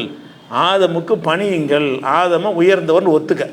ஏன்னா அவருக்கு நிறைய கற்றுக் கொடுத்தா அவங்களுக்கு தெரியலை, போட்டிலாம் வைக்கிறான். அவர் ஜெயிச்சிட்டாரு, இவங்களுக்கு தெரியலை, எங்களுக்கு ஒன்றும் தெரியலைன்ட்டாங்க. அப்போ அவருடைய உயர்வை நீங்கள் எதனால் அவரை படைக்கிறத அப்ஜெக்ஷன் பண்ணாங்கல்ல, அதுக்காக எல்லாம் என்ன செய்கிறான்னா அவருக்கு உயர்வான சில தகுதிகளை கொடுத்து ஒத்துக்க, அவருக்கு பணிவு காட்டு. அப்போ பணியை சொல்லி தான் அல்லாஹ் வந்து சொன்னானே உஸ்ஜுதுங்கிறான், சஜிதா செய்யுங்கள்னு. அதை சொன்ன அந்த காலத்தில் வந்து சஜிதாவுக்கு இந்த அர்த்தம் இருந்துச்சா? இல்லை. சஜிதான்னா பணியுதல் தான் அர்த்தம். ரசூல்லா வந்து இந்த மார்க்கத்தை கொண்டு வந்திருக்காட்டி இதே சஜிதாங்கிற வார்த்தை இன்றைக்கி உள்ள அரபியெல்லாம் என்ன விளங்கியிருப்பான்? பணியுதல் தான் விளங்கியிருப்பான். இந்த செயலுக்கு பேர் சஜிதான்னு பின்னாடி வந்தது. இதே மாதிரி அரபியில் நிறைய இருக்குது. உதாரணமாக வந்து தொழுகிறோம்ல, தொழுகைக்கு அரபியில் என்ன பேர்? சலாத்தும்பாங்க. ஆனால் சலாத்துங்கிற வார்த்தையை ரசூல்லாவை கண்டுபிடிச்சி அதை வச்சாங்க இல்லை. சலாத்துனா துவான்னு அர்த்தம். சலாத்து தொழுகைங்கிறம அதுக்குரிய அர்த்தம் என்னென்னு கேட்டால், அரபியில் சலாத்துனா பிரார்த்தனை செய்தல்னு அர்த்தம். அப்போ ரசூல்லா காலத்துக்கு முன்னாடி இந்த சலாத்துங்கிற வார்த்தையை துவா என்ற அர்த்தத்தில் எல்லோரும் பயன்படுத்துகிறாங்க. ரசூல்லாவுக்கு முன்னாடி ரசூல்லா உள்பட இந்த முறையை நம்ம கற்றுத்தரதுக்கு முன்னாடி என்ன செஞ்சாங்க? சலாத்துனா துவா செய்கிறது. அல்லாஹும்ம சல்லி அலா முஹம்மதுங்கிற முகமதுக்கு அருள் புரிவாயாக, அந்த சல்லிலாம் சலாத்தில் உள்ளது தான். அப்போ சலாத்துன்னு சொன்னால் பிரார்த்தனை செய்கிறது, துவா செய்கிறதுங்கிறது தான் அதனுடைய நேரடியான அர்த்தம். அப்போ நேரடியான அர்த்தமாக இருக்கும் பொழுது இப்போ நம்ம என்ன செய்கிறோம்னு கேட்டால், அந்த சலாத்துங்கிற வார்த்தைக்கு இஸ்லாத்தினுடைய வணக்கத்தோடு பேசும் பொழுது சலாத்துக்கு வேறு அர்த்தம் செய்வோம். சலாத்துன்னா அக்கீமு சலாத்தை தொழுகை நிலைநாட்டுங்கள்னு சொன்னால் துவாவை நிலைநாட்டுங்க அர்த்தம் செய்ய மாட்டோம். அக்கீமு சலாத்துன்னு வருதில்ல, தொழுகை நிலைநாட்டுங்கன்னு வருச்சு. இந்த தொழுகை வந்து ஆதியில் ஒரு அர்த்தம் இருந்தாலும் இஸ்லாம் வந்த பிறகு ஒரு குறிப்பிட்ட வணக்கத்தை கற்றுத்தந்து இதுக்கு பேர் சலாத்துன்னு சொல்லிருச்சு. இஸ்லாம் என்ன செய்யுது? தக்பீர் கட்டுறது, குனிகிறது, நிமிர்றது, ஈர்ப்பில் உட்கார்றது, சலாம் கொடுக்கறது, இது எல்லா செயலுக்கும் என்ன செஞ்சிருச்சுன்னா இதுதான் இனிமேல் சலாத்து. அப்போ இஸ்லாமிய வட்டத்துக்குள்ளே இருந்து பேசும்பொழுது வணக்கத்தில் பேசும்போது மாத்திரம்தான் சலாத்துங்கிற வார்த்தையை வந்து தொழுகை என்பதற்கு பயன்படுத்துவாங்க. அது இல்லாத வேறு இடங்களில் வந்து இன்னும் சொல்ல போனால் காபத்துல்லாவில் வந்து விசில் அடிப்பாங்க, சீட் அடிப்பாங்க, கை தட்டுவாங்க. அதான் அவங்களுடைய தொழுகைங்கிறான்ல. மாக்கான சலாத்துகும் இந்தல் பைத்தி இல்லா முகாம தஸ்தியா. காபத்துல்லாவில் அவங்களுடைய தொழுகை என்னவா இருக்குன்னு கேட்டால் சலாத்துங்கிறான். அவங்களுடைய சலாத்து என்னவா இருந்தது என்றால் சீட்டு அடிப்பது, கை தட்டுவது தான் அவங்களுடைய சலாத்தாக இருந்துச்சுங்கிறான். சலாத்துனா அவங்களுடைய பிரார்த்தனை வேண்டுதலாக இருந்துச்சுன்னு அர்த்தம். அப்போ அந்த சலாத்துக்கு இந்த அர்த்தமாக கொடுப்போம். இதே அவன் செஞ்சான், நம்ம எதை தொழுகைன்னு வழங்கி வச்சுருக்கிறோமே அந்த சலாத்தை அவன் செஞ்சான். அவன் செய்யலை. அவன் செஞ்சது என்னன்னு கேட்டால் விசில் அடித்தான். விசில் அடித்தது அல்லாஹ் செய்யுமா என்ன செய்கிறான்னா இதாண்டா அவங்களுடைய வணக்கமாகவே இருக்குது அப்படின்னு சொல்கிறான். அப்போ இந்த மாதிரி வந்து சலாத்துங்கிற வார்த்தை வந்து அகராதியில் என்ன அர்த்தம்னு கேட்டிங்கன்னா துவா செய்கிறது. ஆனால் பொதுவாக சலாத்துங்கிற எங்கேயெல்லாம் வருதோ அங்கெல்லாம் அகராதி அர்த்தம் தான் செய்யணும். வணக்கத்தில் வரும்போது மட்டும்தான் தொழுகை நடத்தம் செய்யணும். இஸ்லாத்துக்குள்ளே நுழைஞ்சி இஸ்லாத்தின் அடிப்படையில் 5 வேளை தொழுகைன்னு சொல்லும்போது மார்க்க வணக்கத்தில் சொல்லப்படுது. இது மார்க்கம் என்ன அர்த்தம் கொடுத்து அதை தான் நம்ம செய்யணும். துறை சார்ந்த அர்த்தம் இருக்கும்ல, ஒவ்வொரு சொல்லுக்கும் வந்து ஒவ்வொரு டிபார்ட்மெண்ட்டில் ஒரு அர்த்தம் வச்சுருப்பாங்க. அந்த டிபார்ட்மெண்ட்டில் போனால் அந்த அர்த்தம் தான் செய்யணும். அந்த சொல்லுக்கு அகராதி அர்த்தம் வேறையாக இருக்கும். இப்படி நிறைய உலகத்தில் என்ன செய்கிறது இருக்குது. அந்த மாதிரி தான் சஜிதாங்கிறது என்னென்னு கேட்டால் பணிகிறது. ஆதமுக்கு பணியுங்கள் என்று தான் கட்டளை. சஜிதா செய்யுங்கிற கட்டளை. ஏன்னா இந்த சஜிதா அப்போ இருக்கலை. இந்த சொல்லுக்கு வந்து அந்த அர்த்தமும் இருக்கவில்லை. இந்த சொல்லுக்கு வந்து இந்த அர்த்தம் இருக்கவில்லை என்பதை நம்ம விளங்கிக்கணும். இதை புரிஞ்சுக்கிறதா இருந்தால் உதாரணமாக சில வசனங்களை எடுத்துக்காட்டுங்க. பழைய காலத்தில் சஜிதா எப்படி எல்லாம் பயன்படுத்தியிருக்காண்டு. 2வது சூறாவில் 58வது வசனம், அல்லாஹ் என்ன செய்கிறான்னு கேட்டால் இஸ்ரவேல் சமுதாயம் தெரு தெருவாக சுத்த விட்டுருந்தான் அல்லாஹ். பிறகு என்ன செய்கிறான்டா, ஒரு வீட்டில் போய் தங்க சொல்கிறான், ஒரு ஊரில் தங்கிருங்க இனிமே, இதுக்குள்ளது குழு ஹாதிகள் கரி, இந்த ஊருக்குள்ளே நுழையுங்கள் என்று நம்ம சொன்னோம். ஒரு ஊரை காட்டி இந்த ஊருக்குள் நுழையுங்கள். இப்போ குழு மின்ஹா ஹைது சேர்த்து ரகதன், விரும்பியவாறு இந்த ஊரில் சாப்பிடுங்க, போய் உள்ளே நுழைங்க, அந்த ஊரில் கிடைக்கக்கூடிய விவசாய பொருள்கள்லாம் நல்லா சாப்பிட்டுக்கிறங்க அப்படின்னு சொல்லிவிட்டு, வதுகுருள் பாப சுஜ்ஜதன், அந்த வாசலில் வந்து சஜிதா செய்தவர்களாக நுழையுங்கள்னு வருது. சுஜ்ஜதன் சஜிதா தான் வருது. அந்த வாசல் வழியாக நுழையுங்கள். எப்படி நுழையுங்கள்? சஜிதா செய்தவர்களாக நுழையுங்க. சஜிதா செஞ்சு நுழையலுமா? நின்றுக்கிட்டு குனிஞ்சிக்கிட்டு நுழைய முடியுமே தவிர சஜிதா செஞ்சுக்கிட்டு இப்படி நுழைகிறது இந்த சஜிதா. இப்போ நம்ம விளங்கி இருக்கிற இந்த சஜிதா அர்த்தமாக இருந்தால் இதை செஞ்சுக்கிட்டு நுழைய முடியாது. பணிவாக நுழைங்க, மண்டை கனமாக போகாமல் திமிராக போகாமல் கொஞ்சம் பணிவோடு உள்ளே போங்கள். அப்போ இந்த சஜிதாங்கிற வார்த்தை வந்திருக்குது. சஜிதா செஞ்சுக்கிட்டு உள்ளே போக முடியாது. அப்போ ஏன் சஜிதாண்டை இதான் நம்ம விளங்கி வச்சுருக்கோம்னா அது இஸ்லாம் வந்த பிறகு உள்ள அர்த்தம். நபிகள் நாயகம் ஸல்லல்லாஹு அலைஹி வஸல்லம் வந்த பிறகு தான் சஜிதாவுக்கு இந்த அர்த்தமே தவிர அதுக்கு முன்னாடி ஆதம் அலைஹிஸ்ஸலாம் நபிகள் நாயகத்துக்கு பிந்தி உம்மத் அவர். ஆதம் படைச்சது நம்ம அது ரசூலுல்லாஹ்வுக்கு முந்தினவர் தானே அவர் தான் நல்லா சஜிதா செய்ய சொன்னால் அப்போ அந்த அர்த்தம் இல்லையே. சஜிதாவுக்கு அர்த்தம் என்னென்னா பணிகிறது தான். அதுக்கு ஆதாரம் என்னென்னு கேட்டால் இந்த வசனம் தான், ஒதுகுருள் பாப சுஜ்ஜதன், அந்த வாசல் வழியாக பணிந்தவர்களாக நீங்கள் நுழையுங்கள் தான். இதுக்கு எல்லோரும் அர்த்தம் செய்கிறாங்க. சஜிதா செய்தவர்களாக நுழையுங்கள்னு செய்யலை, அவங்களுக்கே தெரியுது இது எப்படி செய்கிறது. சஜிதா செஞ்சுக்கிட்டு நுழைய முடியாத, சஜிதா செஞ்சால் அது அப்படி கிடக்கவுல செய்யணும், மூவ்மெண்ட் இருக்கக்கூடாது சஜிதாவில். அப்போ சஜிதா செய்தவர்களாக நுழையுங்கள்னு சொன்னால் அது எல்லாம் நாடலை, பணிந்தவர்களாக நுழையுங்கள்ங்கிறதுக்கு எல்லாம் அந்த வார்த்தையை போடுறான். அதே மாதிரி இதே வாசகத்தை வந்து 154 வசனத்தை நல்லா சொல்கிறோம். 4வது சூறாவில் 154வது வசனத்துலையும் நீங்கள் சஜிதா செஞ்சவங்களாக நுழையுங்கள் அப்படின்னு இருக்குது. அப்போ இதை சிந்தித்து பார்க்கும் பொழுது அதில் மட்டும் இல்லை, 761 3 வசனத்தில் வருது இந்த வசனம். 3 வசனத்தில் வந்து நீங்கள் இந்த ஊரில் பணிந்தவர்களாக நுழையுங்கள் என்பதற்கு சஜிதா செய்தவர்களாக நல்லா போடுறான். அப்போ சஜிதாவுக்கு என்ன அர்த்தம்? நம்ம இங்கே செய்ய மாட்டோம். இந்த நம்ம விளங்கி 5 வேளை தொழுகையில் நீங்கள் சஜிதா செய்கிறீங்கல்ல, அந்த தொழுகையில் உள்ள சஜிதா முறையை அதை விளங்க மாட்டோம். நெத்திய நிலத்தில் வச்சு முட்டுக்காலை வச்சு கையை வச்சு செய்கிறோம்ல ஒரு அந்த செயலுங்கிற அர்த்தத்தை வந்து நம்ம என்ன செய்ய மாட்டோம், இந்த 3 வசனத்துலையும் கொடுக்க மாட்டோம். அதே மாதிரி அதோட முக்கியமான என்னென்னு கேட்டால், இப்போ 22வது அத்தியாயத்தில் 18வது வசனம், இதில் எல்லாம் என்ன செய்கிறான்டா, அலம் தர நபியை நீங்கள் பார்க்கவில்லையா, அன்னல்லாஹ யஸ்ஜுதுலஹு மன்பி சமாவாத்து மன்பில் அர்தி, அல்லாவுக்காக வானத்தில் உள்ளவர்களும் பூமியில் உள்ளவர்களும் சஜிதா செய்கிறார்கள். அல்லாவுக்காக வானத்தில் உள்ளவங்களும் சஜிதா செய்கிறார்கள், பூமியில் உள்ளவர்களும் சஜிதா செய்கிறார்கள் வருது. வானத்தில் உள்ளவர்கள்னு மலக்குகள் எடுத்துக்கலாம், மலக்குகள் தான் விட்டுருங்க. பூமியில் உள்ளவர்கள் என்பதில் வந்து மூமின்னு வருவான், காஃபிர் எல்லோரும் வருவான்ல. காஃபிர் அங்கே சஜிதா செய்கிறான், காஃபிர்லாம் செய்தா நம்ம தானே சஜிதா செய்வோம். அல்லாஹ் என்ன செய்கிறான், பூமியில் உள்ளவர்களும் சஜிதா செய்கிறாங்கிறான். அதை கூட முஸ்லீம்னு அர்த்தம்னு வச்சுக்கிறவாங்க.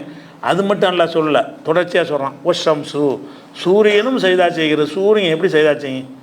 அல்லாவுக்காக சூரியன் சஜிதா செய்யணும்னா சூரியனுக்கு நெத்தி இருக்குதா, சூரியனுக்கு முட்டுக்கால் இருக்குதா, சூரியனுக்கு மூக்கு இருக்குதா, சூரியனுக்கு அந்த கைகள் இருக்குதா, பாதங்கள் இருக்குதா, அதெல்லாம் வச்சா தானே சஜிதா. சஜிதானே 7 உறுப்பு படணும்ல. 7 உறுப்பு எங்கே இருக்குது? சூரியன் வட்டமாக உள்ள பொருளுக்கு என்ன ஒரு உறுப்பும் இருக்காத. அப்போ சூரியன் சஜிதா செய்யுதுன்னு சொன்னால் அல்லாவுக்கு பணிகிறது. சுத்த சொல்கிறான் சுற்றுது, மறைய சொல்கிறான் மறையுது, உதிக்க சொல்கிறான் உதிக்குது. அவனுடைய ஆர்டர் பிரகாரம் செய்தல், அதுக்கு பேர் தான் சஜிதா.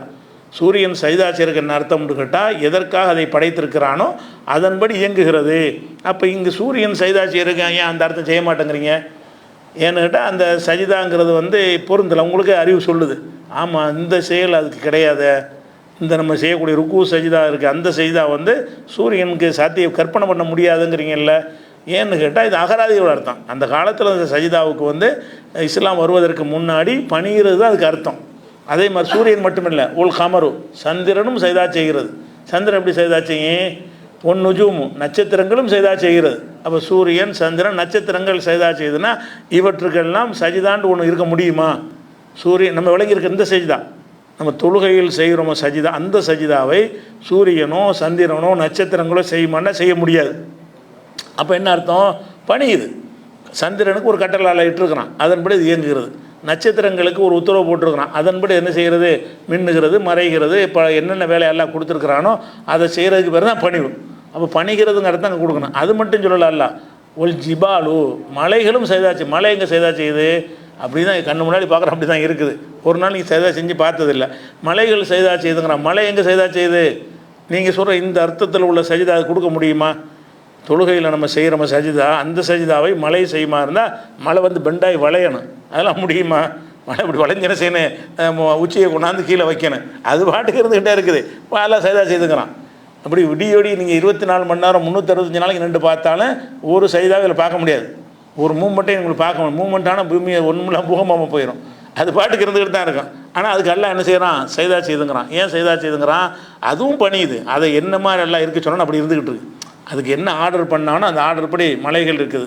மலைகள் மட்டுமல்ல, ஒரு ஷஜரு மரங்களும் சைதா செய்கிறது. மரங்கள் எங்கே சைதா செய்யுது? எப்போவும் மரம் இருந்துகிட்டு தான் இருக்குது. அப்போ மரங்களுக்கு இந்த மாதிரி 7 உறுப்புகள் கிடையாது. மரங்களும் சைதா செய்துங்கிறான். ஒரு தவாபு அனைத்து உயிரினங்களும் சைதா செய்கிறது. காக்கா, குருவி, கழுதை, குதிரை, பன்னி எல்லாம் சைதா செய்யுது. எங்கே சைதா செய்யுது? அது சைதாங்கிறதுக்கு எப்போவுமே அது கூ செய்கிற மாதிரி வேண்டாம், கொஞ்சம் கற்பனை பண்ணலாம். அது அவ்வளோதான் குனிஞ்சிக்கிட்டு இருக்கிற மாதிரி இருக்கும். பார்த்தீங்கன்னா சஜிதா எங்கே செய்கிறது? சைதா செய்யலை. அதே மாதிரி வந்து கசீரும் மினன்னாஸ், மனிதர்களில் அதிகமான பேர் சைதா செய்கிறார்கள். அதுக்கு முன்னாடி அதிகம்னு போட்டான்ல. ஏன்னா மனிதர்களில் வந்து அல்லாவை ஏற்றுக்கிட்டு சைதா செய்கிறவங்க கொஞ்சம் எல்லோரும் செய்ய மாட்டான், நம்மளும் தான் செய்வோம், மற்றவன் செய்ய மாட்டான். அதனால் மனிதர்களும் சைதா செய்கிறான்னு போடாமல் என்ன செய்கிறான்ல, மனிதர்களில் அதிகமானவர் அல்லாவுக்கு பணிகிறாங்க, அதிகமானவர் பணிய மாட்டேங்கிறாங்க அப்படின்னு சொல்லிட்டான். அப்போ இந்த வசனத்தில் வந்து என்னென்னலாம் சைதா செய்துங்கிறான்? வானத்தில் உள்ளவங்க, பூமியில் உள்ளவங்க, சூரியன், சந்திரன், நட்சத்திரம், மலைகள், மரங்கள், மற்ற உயிரினங்கள் அனைத்தும் அல்லாவுக்கு சைதா செய்கின்றன அப்படின்னு சொன்னால் இதுக்கு சைதாவுக்கு ஏன் அது பொருந்த மாட்டேங்குது? நீங்கள் தொழுகையில் செய்கிற அந்த சஜிதா வந்து பொருந்த மாட்டேங்குதுல. அப்படின்னா அப்போ தான் விளங்குறோம் சஜிதான்னா பணிகிறதுக்கு அர்த்தமே.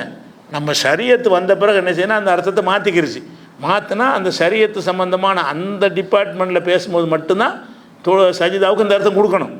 ரசூலுல்லாஹ் சஜிதா செஞ்சார்கள், சஜிதா செய்ய சொன்னார்கள், சஜிதாவில் இதை ஓத சொன்னார்கள், அதை ஓத சொன்னார்கள், சஜிதாவில் 7 உருப்படணும்னு சொன்னார்கள் வரும்ல. இதுக்கெல்லாம் நீங்கள் இந்த அர்த்தம் செய்யணும். இது வந்து இந்த அர்த்தத்துக்கு மாற்றிடும். இஸ்லாம் வந்து நெஞ்சரிச்சு சஜிதாவுடைய அர்த்தத்தை இந்த மாதிரி வணக்கத்துக்குன்னு மாற்றிருச்சு.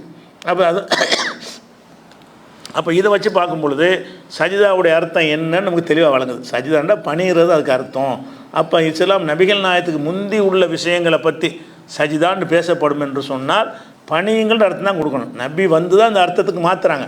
அவங்க வருவதற்கு முந்தைய காலத்துடைய எந்த சம்பவத்தை பற்றியும் சஜிதாண்டு பயன்படுத்தப்பட்டுச்சுன்னு சொன்னால் பணிவது, பணிந்தார்கள், பணியுங்கள் அப்படின்னு அர்த்தம் வந்துடும்.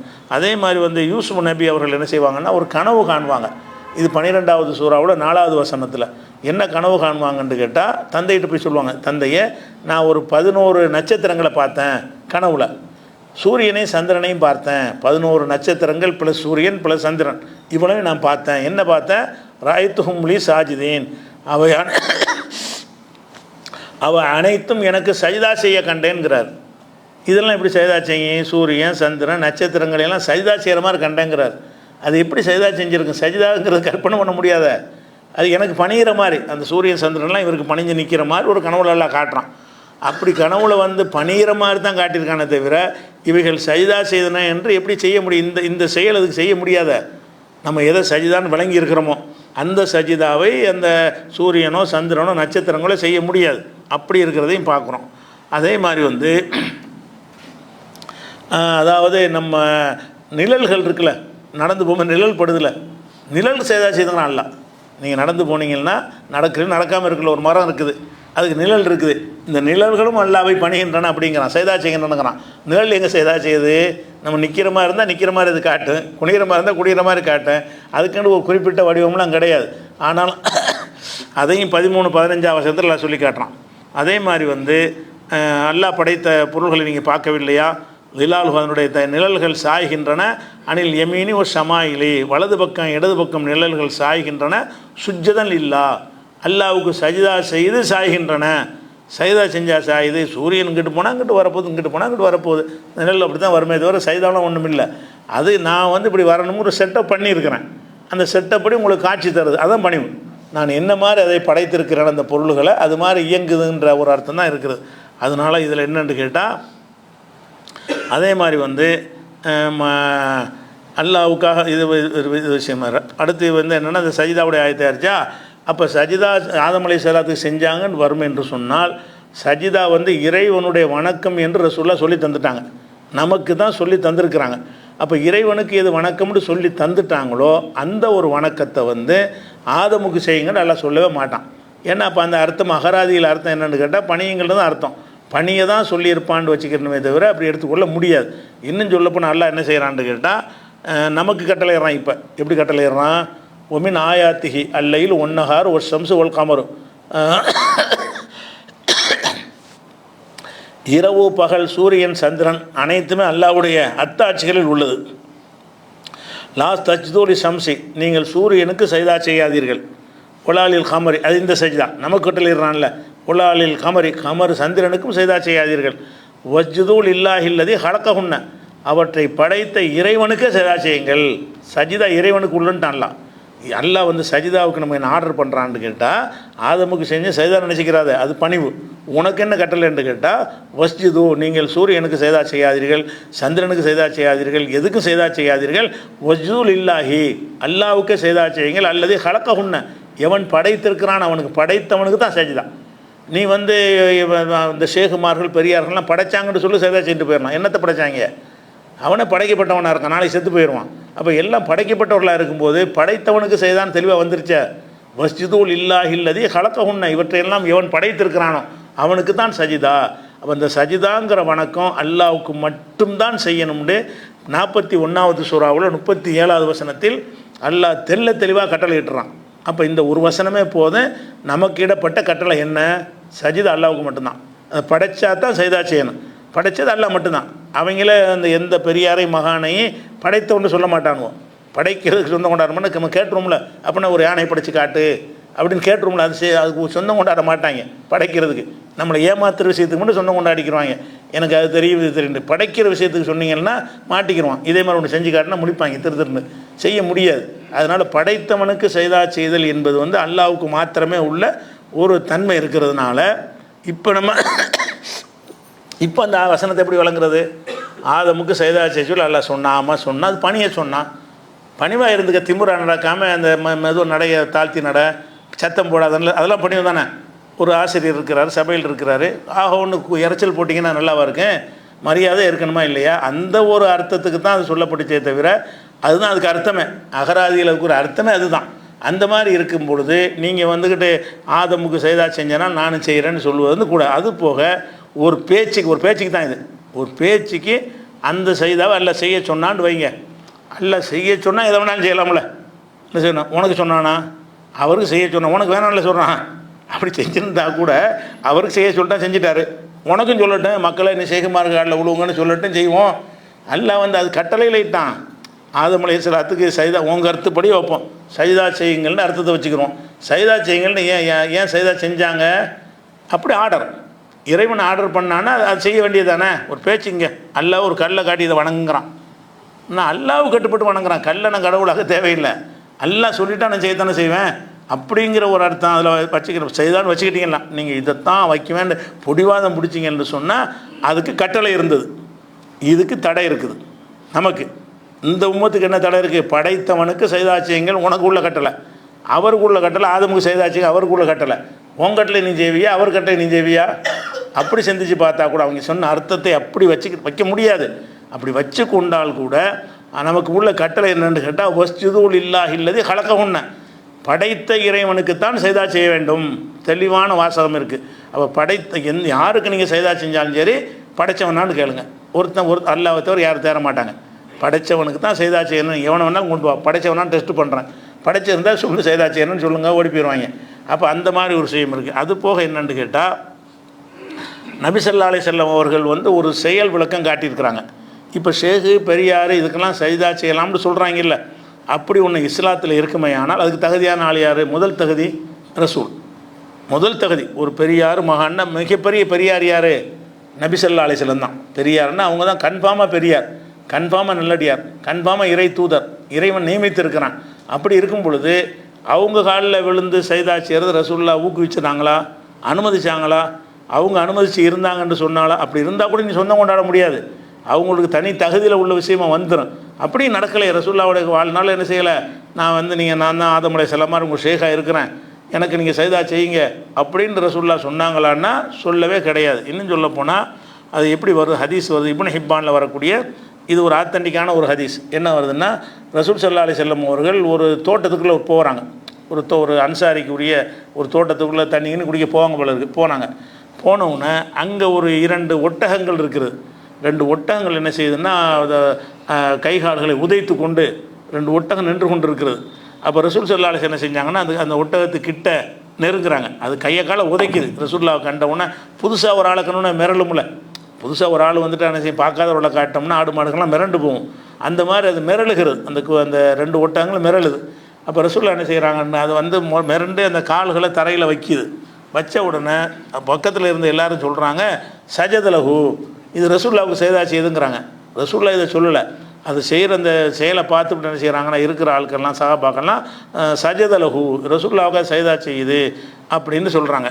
அப்போ ரசூலுல்லாஹ் என்ன செய்கிறாங்கன்னா மா எம்பகையில் யஹதீன் எஸ்ஜுதல் யஹதீன், எவனுக்கும் செய்தா செய்யக்கூடாது. ரசூலுல்லாஹ் அதை கேட்டு என்ன செய்கிறாங்க, எனக்கு வந்து ஒட்டகம் செய்தா செய்யுதுங்கிறியா, அதுவும் செய்யக்கூடாது. எவனுக்கும் செய்தா செய்யக்கூடாது. உலவுக்கான் ஆகதுன் எம்பகை எஸ்ஜுத யஹதீன், ஒரு மனிதன் இன்னொரு மனிதருக்கு சைதா செய்வது கூடுமானதாக இருந்தால், அனுமதி இருந்தால், இல்லை அமர்த்துல் மறு அந்த தச்சுதலி ஜவுஜிஹா, ஒரு பெண்ணை வந்து அவருடைய கணவனுக்கு சைதா செய்ய சொல்லியிருப்பேன். அதை தடுத்திருக்கேன்ல, ஏன் தடுத்திருக்கிறேன்? கணவன் மனைவிக்கு மத்தியில் தாங்க இந்த ஒரு வித்தியாசமே இருக்காது. 2 கலந்துருப்பாங்க. இவங்க ஆளை அவள் பிடிப்பான், அவங்க ஆளை பிடிப்பான். அதை காலுங்கிற வித்தியாசமாக பார்க்க மாட்டாங்க. கணவன் மனைவிக்கு மத்தியில் ஒருத்தன் கால் உங்கள் மேலே பட்டா என்ன செய்வீங்க, உங்களுக்கு கோவம் வரும், ஏன்டா மிதிக்கிறீங்க. பொண்டாட்டி கால் புருஷன் மேலே பட்டால் புருஷங்கால் பொண்டாட்டி மேலே ஏதாவது செய்வாங்களா? அது நினைக்க மாட்டாங்க. அந்த காலுங்கிறத வித்தியாசப்படுத்தி பார்க்குறது என்பது கணவன் மனைவிக்குள்ளே மட்டும் வராது. அதுக்குன்னு அனுமதிக்கலையே. ரசூலுல்லாஹ் என்ன செய்கிறாங்க, கணவன் மனைவி இன்னும் சொல்ல போனால் உலகம் பூரா கணவனை தெய்வமாக ஆக்கிக்கிட்டு இருக்கிறாங்க. எல்லா சமுதாயங்கள்லையும் வள்ளுவர் கூட என்ன செய்கிறாரு, தெய்வம் தொழால் கொழுநன் தொழுதல்வாள் பெய்யனை பெய்யும் மழை, தெய்வத்தை வணங்காமல் புருஷனை தொழுதால் பெய்யினா மழை பெஞ்சிரும் அப்படின்னு சொல்லி அந்த கணவனை வந்து கடவுளாக மாற்றக்கூடிய கொள்கை வந்து உலகத்தில் எல்லாத்தையும் இருக்குது. இப்போ கூட கணவன் தூங்கிட்டு இருக்கும்போது பொண்டாட்டி எந்திரிச்சு காலத்துக்கு கும்பிட்டு போவான் தெய்வம் நினச்சிக்கிட்டு.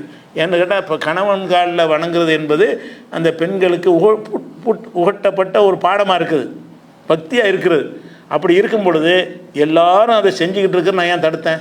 ரசூல் என்ன சொல்கிறாங்க, நீங்கள் எல்லாரும் அதை செய்கிறீங்க, கணவன் காலில் மனைவி விழணும் என்பதை ஒரு கோட்பாடாக வச்சுக்கிட்டு இருக்கிறீங்க, அதை தடுத்திருக்கிறேன்னா எப்படி நீ எனக்கு செய்தா செய்வ?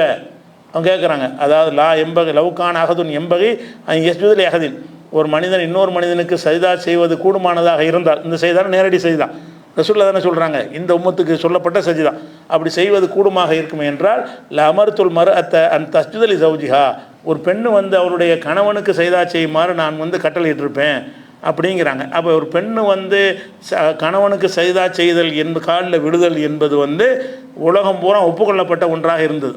எல்லா மக்கள்கிட்டையும் அந்த கணவன் வந்து ஆணாதிக்கத்தில் அவனை கடவுள் மாதிரி, அது பதிபக்தின்னு தான் சொல்லுவாங்க. கணவன் மீது பதினா கணவன், பதிபக்தி, கணவன் மீது பக்தி வைக்கணுங்கிற அளவுக்கு என்ன செய்வாங்க, அந்த மாதிரிலாம் சொல்லுவாங்க.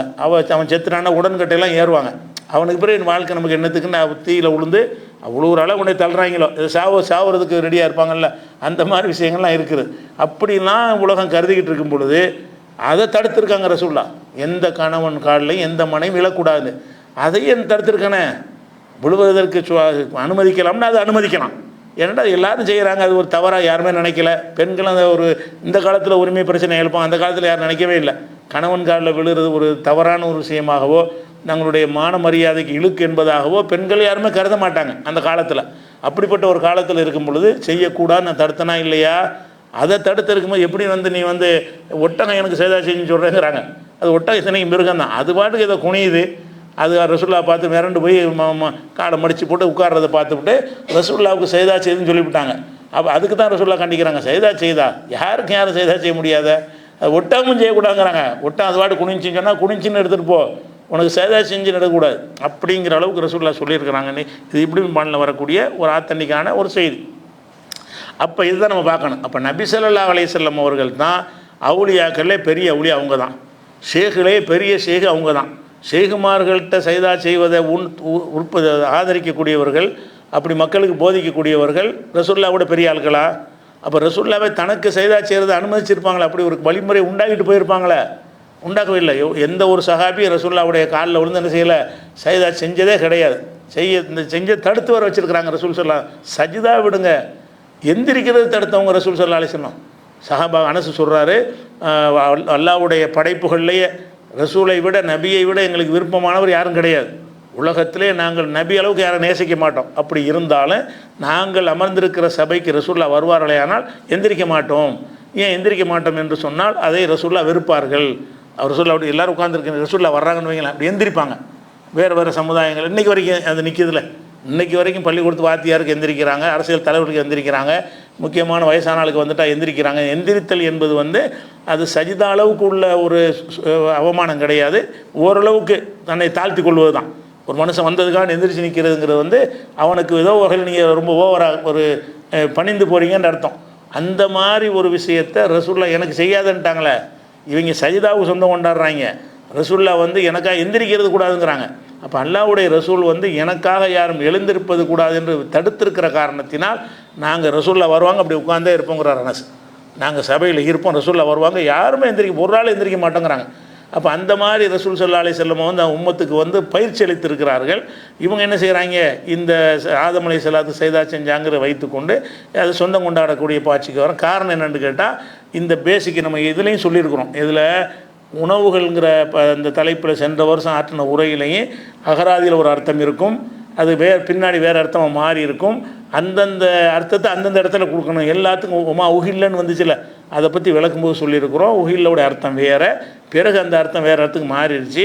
அதனால் அந்த எந்த அர்த்தத்துக்கு இப்போ மாற்றிட்டாங்களோ அந்த அர்த்தத்தை தான் நம்ம பயன்படுத்தணும், ஆரம்ப அர்த்தம் கொடுக்கக்கூடாது என்று சொல்லி அதுக்கு நிறைய நடைமுறையில் உதாரணங்கள்லாம் என்ன செஞ்சோம், உதாரணத்துக்கு சொல்லிலாம் காட்டியிருக்கோம். நடைமுறையில் ஒவ்வொரு டிபார்ட்மெண்ட்டுக்கு ஒரு அர்த்தம் வச்சுருப்பான். அந்த ஊசிலாம் உதாரணம் காட்டினோம்ல, ஊசின்னா ஒரு டாக்டர் என்ன செய்வார், ஊசி எடுத்துகிட்டு வானா என்ன அர்த்தம், நர்ஸிட்ட சொல்கிறார் ஊசி எடுத்துகிட்டு வாண்டு. அவங்க இந்த இன்ஜெக்ஷன் போடுற ஊசி அவங்க எடுத்துகிட்டு வருவாங்க. ஒரு தையல் கடையில் இருக்கிறவன் என்ன செய்வான், அப்படியே ஊசி எடுத்துகிட்டு வாடாமா, அவன் இன்ஜெக்ஷன் எடுத்துகிட்டு போகலாமா, அதுவும் ஊசி தான். அவன் என்ன செய்வான், துணி தைக்கிற ஊசியை தான் அவன் எடுத்துகிட்டு போகணும். இந்த இடத்துல எது தான் அவன் சொல்கிறான்னு விளங்கணும். ஊசி சொல்லிவிட்டார், இதுதான் ஊசின்னு சொல்ல முடியுமா? ஒரு சாக்கு தைக்கிற கொண்டா கோணி ஊசி எடுத்துகிட்டு போகணும், ஊசி எடுத்துகிட்டு போனால் அவன் சொல்லுவான். அந்த சாக்கு கடையில் வேலை பார்க்குறேன்னு என்ன செய்வேன், இந்த துணி தைக்கிற ஊசி எடுத்துகிட்டு போனால் என்ன செய்வான், அடித்து காட்டி விட்டுருவான். ஏன், அவன் சொல்கிற ஊசி தான், ஊசியில் அடங்கத்தான் செய்யும். ஆனால் யார் சொல்கிறான், எதுக்கு சொல்கிறான், எந்த டிபார்ட்மெண்ட்டில் உள்ளதுன்னு யோசிக்க வேணாமா? அப்போ ஊசி வந்தால் நான் எங்கே வேணாலும் ஒரே ஊசியை தான் அர்த்தம் செய்வேன்னு யாரும் செய்ய மாட்டாங்க. இப்படி ஊசி மாத்திரமில்லை, நிறைய சொற்கள் எல்லா மொழிகள்லையும் இருக்குது. ஒரு துறைக்கு ஒரு அர்த்தம் வச்சுருப்பாங்க. ஒரு துறைக்கு போனீங்கன்னா அதான் அர்த்தம்னு வச்சுருப்பாங்க. இப்போ அந்த காடு எங்கன்னு கேட்பாங்க, காடு என்னென்னா எல்லாம் போடுகிட்டு அட்டை எல்லாம் காடு தானே, காடுன்னா ஒரு குறிப்பிட்ட காடு தானே உங்கள்கிட்ட கேட்குறான். காடை கொண்டு வந்தீங்களான்னு கேட்டால் என்ன அர்த்தம், உங்களுடைய ஏடிஎம் கார்டு அதுதான் காடுன்னு கேட்குறான். அப்போ காடுன்னு முட்டையாக கேட்டால் கூட காடு யார் கேட்குறா, எந்த டிபார்ட்மெண்ட்டில் கேட்குறான், அதுக்கு ஒரு அர்த்தம் மாறிக்கணும். காடுன்னா அந்த எவன் சொல்கிறானோ அதுக்கு தகுந்த அர்த்தம் மாறுதில்ல. இப்படி காடுன்னு மட்டும் இல்லை, நிறைய விஷயங்கள் அப்படி இருக்குது.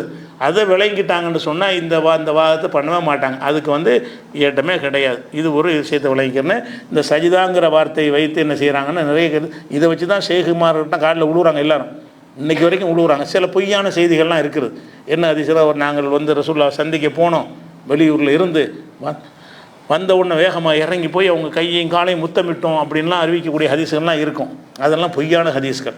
அது மனிதனுக்கு மனிதன் மரியாதை செய்வது எப்படிங்கிற புஸ்தகத்தில் அந்த என்ன காரணத்தினால தவறான செய்திலாம் விளக்கியிருக்கிறோம். அதில் என்னென்னு கேட்டால், அதில் ஒரு அறிவிக்கக்கூடிய அந்த வாசின்னு ஒரு ஆள் அறிவிக்கிறார். அப்படி ஒரு ஆள் யாருன்னு தெரியாது, அறியப்படாத ஒரு ஆள் வழியாக உள்ள செய்தியில் தான் இப்படிலாம் இருக்குமே தவிர ஆத்தென்டிக்கான செய்தியில் ரசூலுல்லாஹ் தடுத்தது தான் இருக்குது.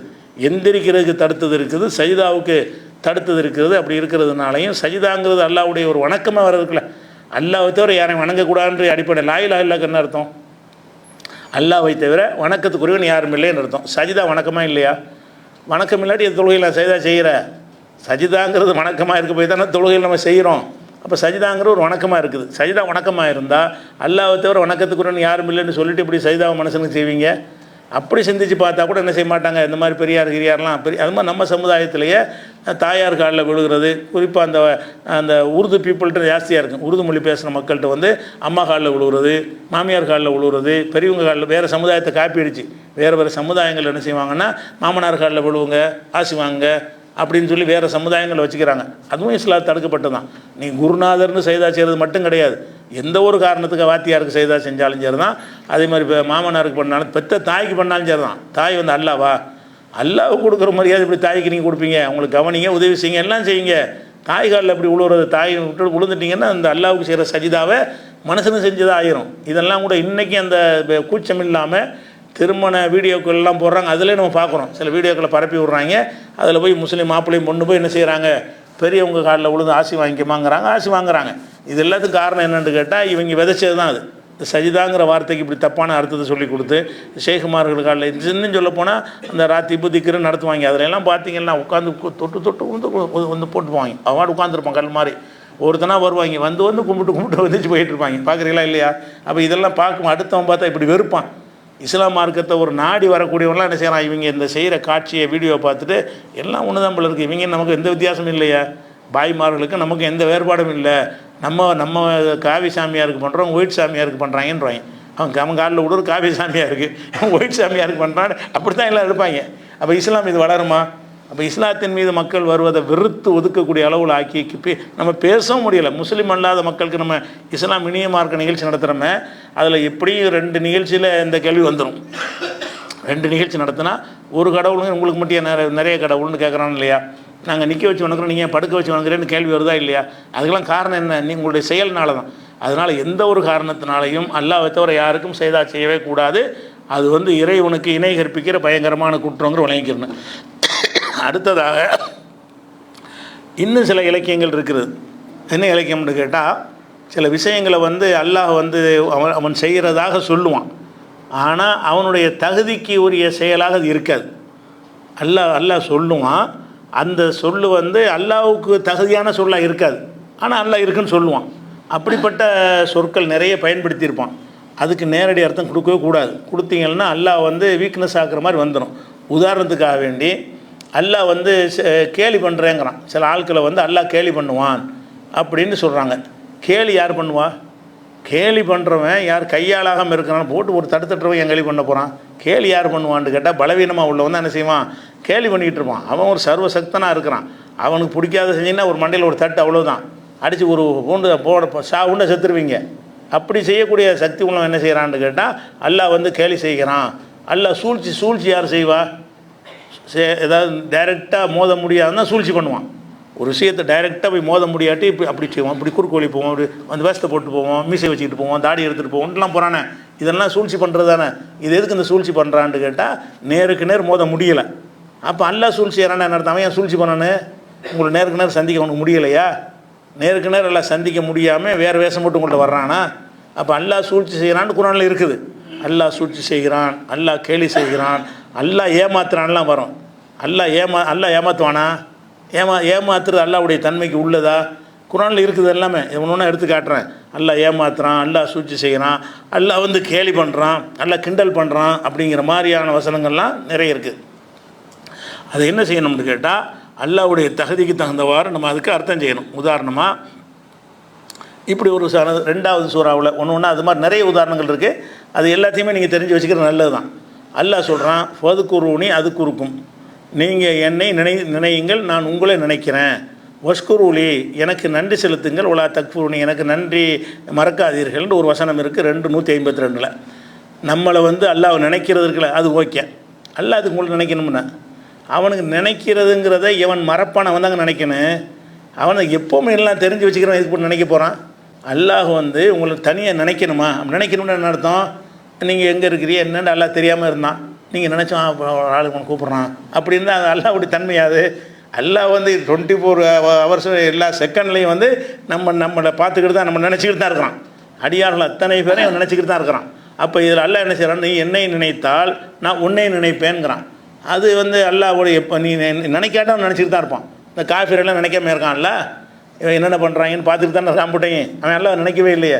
நீ அல்லாஹ் நினச்சிட்டு போ, நினைக்காம போ, எதிரியா போ, ஆட்டம் போடு, என்ன வேணாலும் செய், நான் பார்த்துக்கிட்டு இருப்பேன், நான் உன்னை நினச்சிக்கிட்டு இருப்பேன் அப்படின்னு தான் அல்லாஹ் பற்றி நம்ம புரியணும். ஆனால் இங்கே என்ன வருது? ஃபதுகுரூனி அதுக்குருக்கும், என்னை நீங்கள் நினையுங்கள், நான் உங்களே நினைக்கிறேன்றான்ல. அல்லாஹ் நம்மளை நினைக்கிறான்ட்டு அப்போ அர்த்தம் செய்யக்கூடாது. நீ நினைச்சாயானால் அதுக்குரிய கூலி உனக்கு தருவேன்னு அர்த்தம். நான் நினைப்பேன்னு என்ன அர்த்தம்? நீ என்னை திக்ரு செய்தாயானால் உனக்கு பிரதிபலனை தருவேன். பிரதிபலனை தருவதுக்கு தான் அதை உன்னை நினைப்பேன்னு சொல்கிறானே தவிர அல்லாஹ்வுடைய நினைப்பு என்பது எல்லா நேரங்கள்லையும் இருக்கும். உலகத்தில் எந்த ஒரு இலை கீழே விழுந்தாலும் அவனுக்கு தெரியாமல் விழாதுன்னு என்ன அர்த்தம்? ஒரு இலை கீழே விட அவனுக்கு நீங்கள் போய் சொல்லி கொடுத்து தெரியும்னு அவசியம் கிடையாது.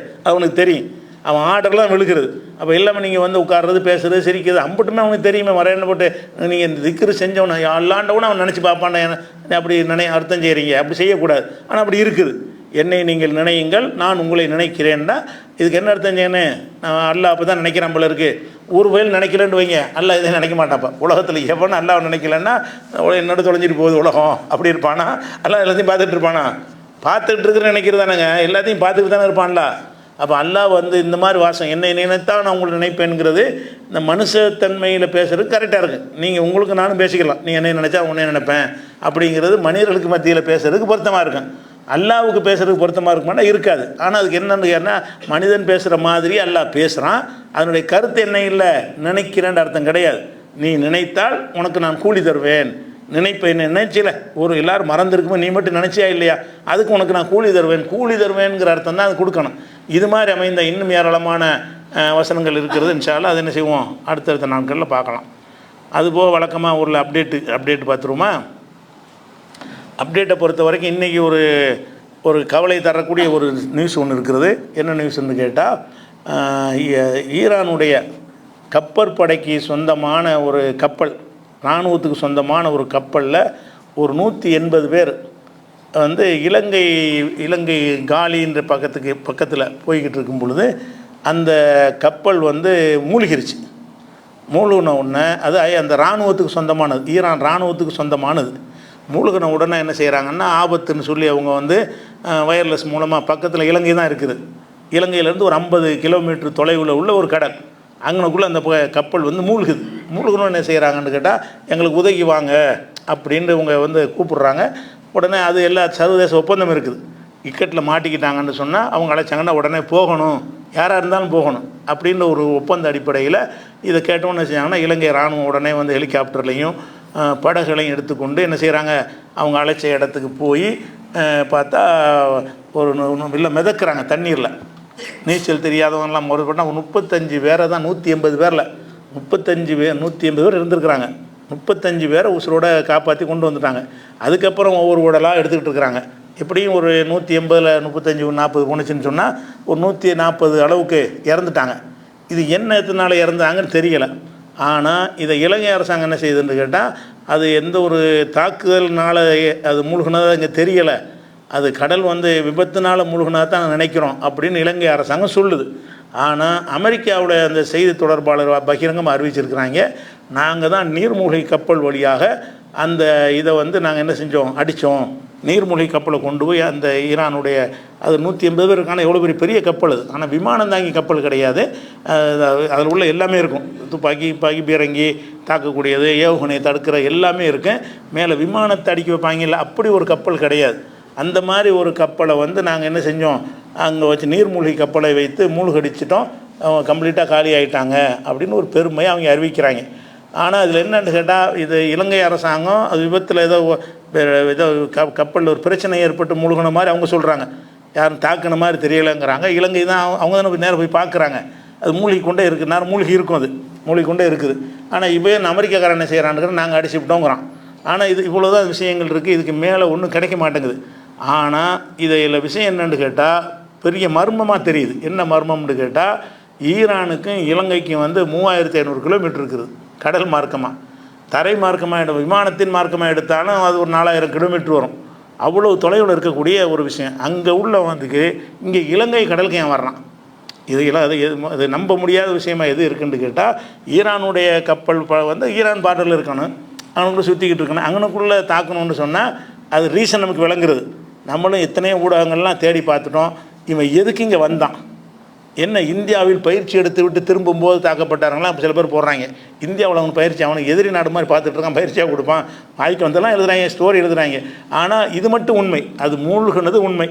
அதில் ஒரு 140 பேர் இறந்துட்டாருன்னு உண்மை. அது ஈரான் இராணுவத்துக்கு சொந்தமானது என்பது உண்மை. அதில் 35 பேர் மீட்கப்பட்டார்கள் என்பது மட்டும் இதுதான் உண்மையை தவிர, இது எப்படி நடந்துச்சு என்று சொல்வது வந்து இவன் அதை சொல்கிறான். இலங்கை அரசாங்கம் விபத்தில் சும்மா மூழ்குமுல கப்பல் போயிட்டு இருக்கும்போது சொல்கிறான். எது நடந்திருந்தாலும் இவன் எதுக்கு அங்கே போனான், இவன் அங்கே போகிறது இவனுக்கு எப்படி தெரியும், நீர்மூழ்கி கப்பலுக்கு எப்படி தெரியும்னு சொல்லி இவனை அவ்வளோதானே ஃபால் பண்ண தேவையில்லையே. ஈரான்லேருந்து புறப்பட்டு போயிட்டு இருந்தால் கூட 4000 கிலோமீட்டர் ஓட விட்டு அவன் தாக்குவாங்க. அவ்வளோ தூரமாக விரட்டிக்கிட்டு வருவாங்க. அங்கனுக்குள்ளே வச்சு அடிச்சிடலாம்ல தாக்க நினச்சோம்னு சொன்னால் இதில் பல புரியாத புதிர்கள் இருக்கிறது. இன்றைக்கி நாளைக்கு வெளிச்சம் வந்தால் வர இது தகவல் தான். ஒரு வருந்தத்தக்க ஒரு செய்தி, அவங்களுக்கு ஒரு பெரிய இழப்பு. ஏற்கனவே உள்ள இராணுவ வீரர் அத்தனை பேருமே அதில் போனவங்களாம் இராணுவ வீரர்கள். கடற்படைக்கு சொந்தமான விமானம்டா இராணுவம் தானே இருப்பாங்க, இராணுவம் இருப்பாங்க, மாலுமி இருப்பாங்க, அவங்களும் இராணுவத்தை சேர்ந்தவங்க தான். அப்போ இராணுவத்தில் வந்து ஒரு 150 பேர் இன்றைக்கி இறந்துருக்குறாங்க என்பது அது ஈரானுக்கு வந்து ஒரு பெரிய இழப்பு. இது இறந்தது இழப்பு தான், அது ரீசன் என்னன்னு தெரியலை. அது வச்சா சரி. இப்போ விஷயம் என்னென்னு கேட்டால், இந்த ஆப்ரஹாம் கப்பல் லிங்கன் கப்பல் அடித்தாங்கல்ல, இப்போ அந்த கப்பலை தூக்கிட்டு ஓடி போயிட்டாங்க. கப்பல் அங்கே இல்லை. சேட்டலைட்டை பார்த்தீங்கன்னா கப்பலை எடுத்துகிட்டு ஓடி போயிட்டாங்க. முதல் தாக்கவே இல்லைன்ட்டாங்க. இப்போ அமெரிக்காவுடைய இது என்ன செஞ்சுட்டா, அந்த கப்பல் அங்கே இருந்தால் மேலும் மூழ்கடிக்கிற அளவுக்கு பெரிய தாக்குதல் பண்ணிடுவாங்கன்னு எந்த கப்பலை வச்சு மிரட்டிக்கிட்டு பயங்காட்டிகிட்டு இருந்தானோ அந்த கப்பலை எடுத்துக்கிட்டு அமெரிக்கா ஓடி போயிட்டாங்க. இப்போ எந்த ஒரு சேட்டலைட்டையும் அந்த கப்பல் அகப்பட மாட்டேங்குது, ஓடி போச்சா. இது ஒரு பெரிய ஒரு அந்த உறுதிப்படுத்துது, தாக்குனாங்க என்பது உறுதிப்படுத்துது ஒன்று.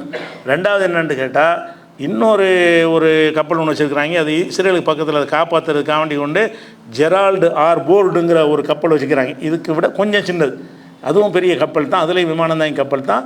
இந்த ஆப்ரஹாம் லிங்கனை விட கொஞ்சம் சின்னது. அந்த கப்பல் என்ன செய்கிறாங்கன்னு கேட்டால், இஸ்ரேல் பக்கத்தில் நிப்பாட்டியிருந்தாங்க. அதை நேற்று ராத்திரி அடித்து 3 அடுக்களையும் அடித்து தகர்த்து அது மூழ்கி கொண்டு இருக்குது. அது சரியான சேதத்தை ஏற்படுத்தியிருக்கிறாங்க. அது பெரிய எவ்வளோ தான், 2 கப்பலை வச்சு தான் உலகத்தை மிரட்டிட்டு இருந்தாங்க. மொத்தமாக 2 தான் இருக்கிறது. விமானந்தாங்கி கப்பல் இன்னும் லட்சம் இருக்கிற மாதிரி பில்டப் கொடுப்பாங்க. மொத்தமே விமானந்தாங்கி கப்பலுங்கிற விமானத்தை ஏற்றி கொண்டு போகிற கப்பல் 2 தான் வச்சுக்கிறாங்க. எந்த போராக இருந்தாலும், எந்த நாட்டை பயங்காட்டுறா இருந்தாலும் இதை தான் கொண்டு நிப்பாட்டுவாங்க. ஒன்று எடுத்துகிட்டு ஓடி போயிட்டாங்க, இன்னொன்று அடித்து தள்ளிட்டாங்கன்னா அப்போ முடிஞ்சு வச்சு அவ்வளோதான். இவனுடைய இங்கே அமெரிக்காவில் இருந்து தான் தாக்கணுமே தவிர கடலுக்குள்ள நிப்பாட்டி வச்சுக்கிட்டு பக்கத்தில் தாக்குவான்ல, அந்த வாசல் அடிஞ்சு போச்சு. பெரிய தோல்வின்னா பெரிய தோல்வி.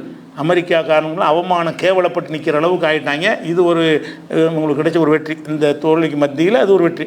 அதுலேயும் ஒரு 200 பேர் இருந்து காலியாக இருந்தால் ரொம்ப சந்தோஷம் தான். அந்த கப்பல்லையும் அதுலேயும் 5000 பேர் இருக்கதா சொல்கிறாங்க. 5000 பேர் இருந்தால் கூட தாக்கணும்னு என்ன செய்வாங்கன்னா, சுற்றி நிறைய படகுகள் வச்சுருப்பாங்க. அதில் தப்பிச்சு கொஞ்சம் கொஞ்சம் போயிடுவாங்க. போனாலும் ஒரு 200-300 பேர் என்ன செஞ்சுருப்பான், காலியாக இருப்பான். அது நம்பர் தெரியலை. அது ஒரு விஷயமாச்சு. அடுத்தது என்னென்னு கேட்டால், இந்த ஒரு இறந்தார் இல்லையா, காமினி இறந்தார் இல்லையா, கொல்லப்பட்டார்ல. இது கொல்லப்பட்ட பிறகு அவர் பக்கம் நியாயம் இருந்ததுக்காக நம்ம ஆதரிக்கிறோம். அவருடைய வீரத்துக்கு நம்ம ஆதரிக்கிறோம், அவருடைய தைரியத்துக்கு நம்ம ஆதரிக்கிறோம். வீரம் தைரியத்தை விட அறிவுக்கு நம்ம ஆதரிக்கிறோம். எல்லாம் பிளான், நம்பட்டு பிளான் அவர் பண்ணதான். இந்த இவ்வளவு இதுலையும் யோகனையில் இந்த அனைத்துலையும் முன்னேறி இருக்கிறாங்கன்னு சொன்னால் அனைத்துக்கும் பிரெயின் யாருன்னா இவர் தான். விளங்குதா? 40 வருஷமாக அதை சிந்திச்சு என்ன மாதிரிலாம் இருந்தால் நம்ம இவ்வளோ பெரிய வல்லரசுகளை எதிர்த்து நிற்க முடியும்னு சொல்லி அவ்வளவுக்கு பயிற்சி கொடுத்த மனுஷன் அந்த ஆள் தான். அதை நம்ம பாராட்டணும். இவங்க என்ன செய்கிறாங்கன்னா, இப்போ ஆதரிக்கிற பேரில் அல்லாஹ்வை பார்க்குறானோ சில ஆளுங்க. ரசூலுல்லாஹ்வுடைய 24வது தலைமுறை இதெல்லாம் இதுக்கு உனக்கு இது என்ன, அவர் ரசூலுல்லாஹ் தலைமுறைக்கு இது ஆதாரம் இருக்குதா? அதை ஒருத்தர் என்ன செய்கிறாங்க, அவன் ஷியா பரப்புறான். இவங்களும் சேர்ந்துக்கிட்டு நம்மளால் என்ன செய்கிறாங்க, ரசூலுல்லாஹ்வுடைய 40வது தலைமுறை 30வது தலைமுறையாக்க அவர் எப்படிப்பட்டவர் தெரியுமா, அப்படியா இப்படியான்னு சொல்லி ஹுசைனுக்கு எத்தனாவது தலைமுறை, அவர் ஹசனுக்கு எத்தனாவது தலைமுறைன்ட்டு இப்படியே போட்டு என்ன செய்கிறாங்கன்னா அவுலியாவாக பார்க்குறாங்க, மகானாக பார்க்குறாங்க. அவர் வீரன்னு சொல்லு, அவருடைய சாதனையை சொல்லு. சாதனையை யாருமே மறுக்கலையா, சாதனை செய்யத்தானே செஞ்சார். இன்றைக்கி இவ்வளோ அமெரிக்கா ஆட்டம் காட்டுறாருன்னு அவ்வளோ பிளான் பண்ணியிருக்காருல, திட்டமிடுதலில் கட்டிக்காரராக இருந்திருக்கிறார். அதை சொல்லலாமே தவிர ஓவராக பில்டப் கொடுக்குறாங்க. நம்ம மக்கள் தவிர்த்துக்கொள்ளணும். அதை ஆதரிக்கணுன்ற பயத்துக்குன்னு என்ன செய்யக்கூடாது. லிமிட்டை தாண்டினா பழையபடி சிற்கில் வந்துடும். அப்புறம் அவருக்கு தரா கட்ட ஆரம்பிச்சிடுவாங்க. இங்கெங்கே அவர் பேரில் கொடிமரத்தை ஏற்றுவாங்க. அது மாதிரி வந்துடும். அந்த ஷியாவுடைய தாக்கம் வராத அளவுக்கு ஒன்று காத்திக்கொள்ளணும். அது ஒரு முக்கியமான விஷயம். அடுத்தது என்னென்னு கேட்டால், இப்போ புதிய தலைவர் தேர்ந்தெடுத்துட்டாங்க. இன்றைக்கி புதிய தலைவர் யாருன்னு கேட்டால், அவர் காமினியுடைய 2வது மகன். நான் அன்றைக்கி அந்த சம்பவம் நடந்த அன்றைக்கி ஜீவாட்டில் நான் சொன்னேன். முஜித்தபான்னு ஒருத்தர் இருக்கார். அவர் இவர்கிட்ட ட்ரைனிங் எடுத்தவர். இவர் காமினி இருக்கும்போதே அவர் அந்த பையனை கொண்டாந்து காட்டி, இவர் தான் எனக்கு அடுத்துன்னு நியமிச்சுட்டு போயிட்டார். ப்ரொசீஜர் படி செய்கிறதுக்காக பேருக்காக ஒரு குழுவை போடுவாங்க. அந்த 3 பேர் குழு என்ன செஞ்சாங்க, இன்றைக்கி முடிவு பண்ணி அவரை தலைவராக தேர்ந்தெடுத்தாங்க. அவரும் இதே மாதிரி பிரில்லியன்ட், சரியான மூலக்கார ஆள் தான். நல்ல பிளான் பண்ணி திட்டமிட்டு ஒரு ஆள் கிடையாது. அது மாதிரி நியமிச்சிருக்கிறாங்க. அது ஒரு தகவலாக போச்சு. அடுத்தது அதுக்கடுத்து இந்த ஹுர்மூஸ் இருக்கு இல்லையா, ஹுர்மூஸுங்கிறது அன்றைக்கே சொல்லியிருக்கேன். ஹுர்மூஸுன்னா ஈரானை ஒட்டிய கடற்கரை. அந்த கடல் ஒரு 50 மைல் அளவுக்கு தான் இருக்கும். அதுக்கு பின்னாடி தரை வந்துடும். விசாலமான கடலாக இருக்கேன். ஈரான்கிட்ட வரும் அப்படி சுருங்கிட்டு ஒரு 50 மைல் அளவுக்கு தான் இருக்கும். அப்போ எந்த கப்பல் போனாலும் அந்த வழியை மட்டும்தான் போக முடியும். அது வந்து ஈரானுக்கு சேர்ந்த ஈரானுடைய பார்டரில் இருக்கனால அது ஈரானுக்கு சொந்தமானதாக இருக்கனால எல்லாத்தையும் வந்து என்ன செஞ்சிட்டாங்கன்னா எந்த கப்பலும் போகக்கூடாதுன்னு தடுத்துட்டாங்க. ஏன்னு கேட்டால் உலகம் விளங்கணும், இவங்க இவ்வளோ அநியாயம் பண்ணுறாங்க பார்த்துட்ருக்குறாங்கல்ல, அந்த வழியை உணர்றதுக்காக வேண்டி எவனுக்கும் ஆயுள் கிடைக்காது. அவன் ஐரோப்பாவுடைய சாமா எதுவும் அரபு நாட்டுக்கு வராது, அரபு நாட்டுடைய பெட்ரோல் எதுவும் ஐரோப்பாவுக்கு போகாது, சீனா உள்பட எந்த நாட்டுக்கும் போகாது. எல்லாத்தையும் என்ன செஞ்சிருவாங்க, நாங்கள் தடுத்துட்டோன்ட்டாங்க. தடுத்தோன்னு நாங்கள் அதை செய்வோம் இதை செய்வோம், கப்பல் அழிச்சிட்டோம், நாங்கள் போயிடுவோம்லாம் சொன்னாங்க. ஒன்றும் போகவே இல்லை. அவங்க என்ன செஞ்சுருக்காங்கன்னா அந்த கடல் கன்னி வெடிகள் வச்சுருக்காங்க ஈரானில். கடல் கண்ணின்னா கடலுக்குள்ளே என்ன செய்யும் மிதந்துக்கிட்டே இருக்கும், கருப்பு கலராக இருக்கும், அது திமிங்கலம் மீன் மாதிரி நினச்சிக்கிட்டு இருப்பாங்க.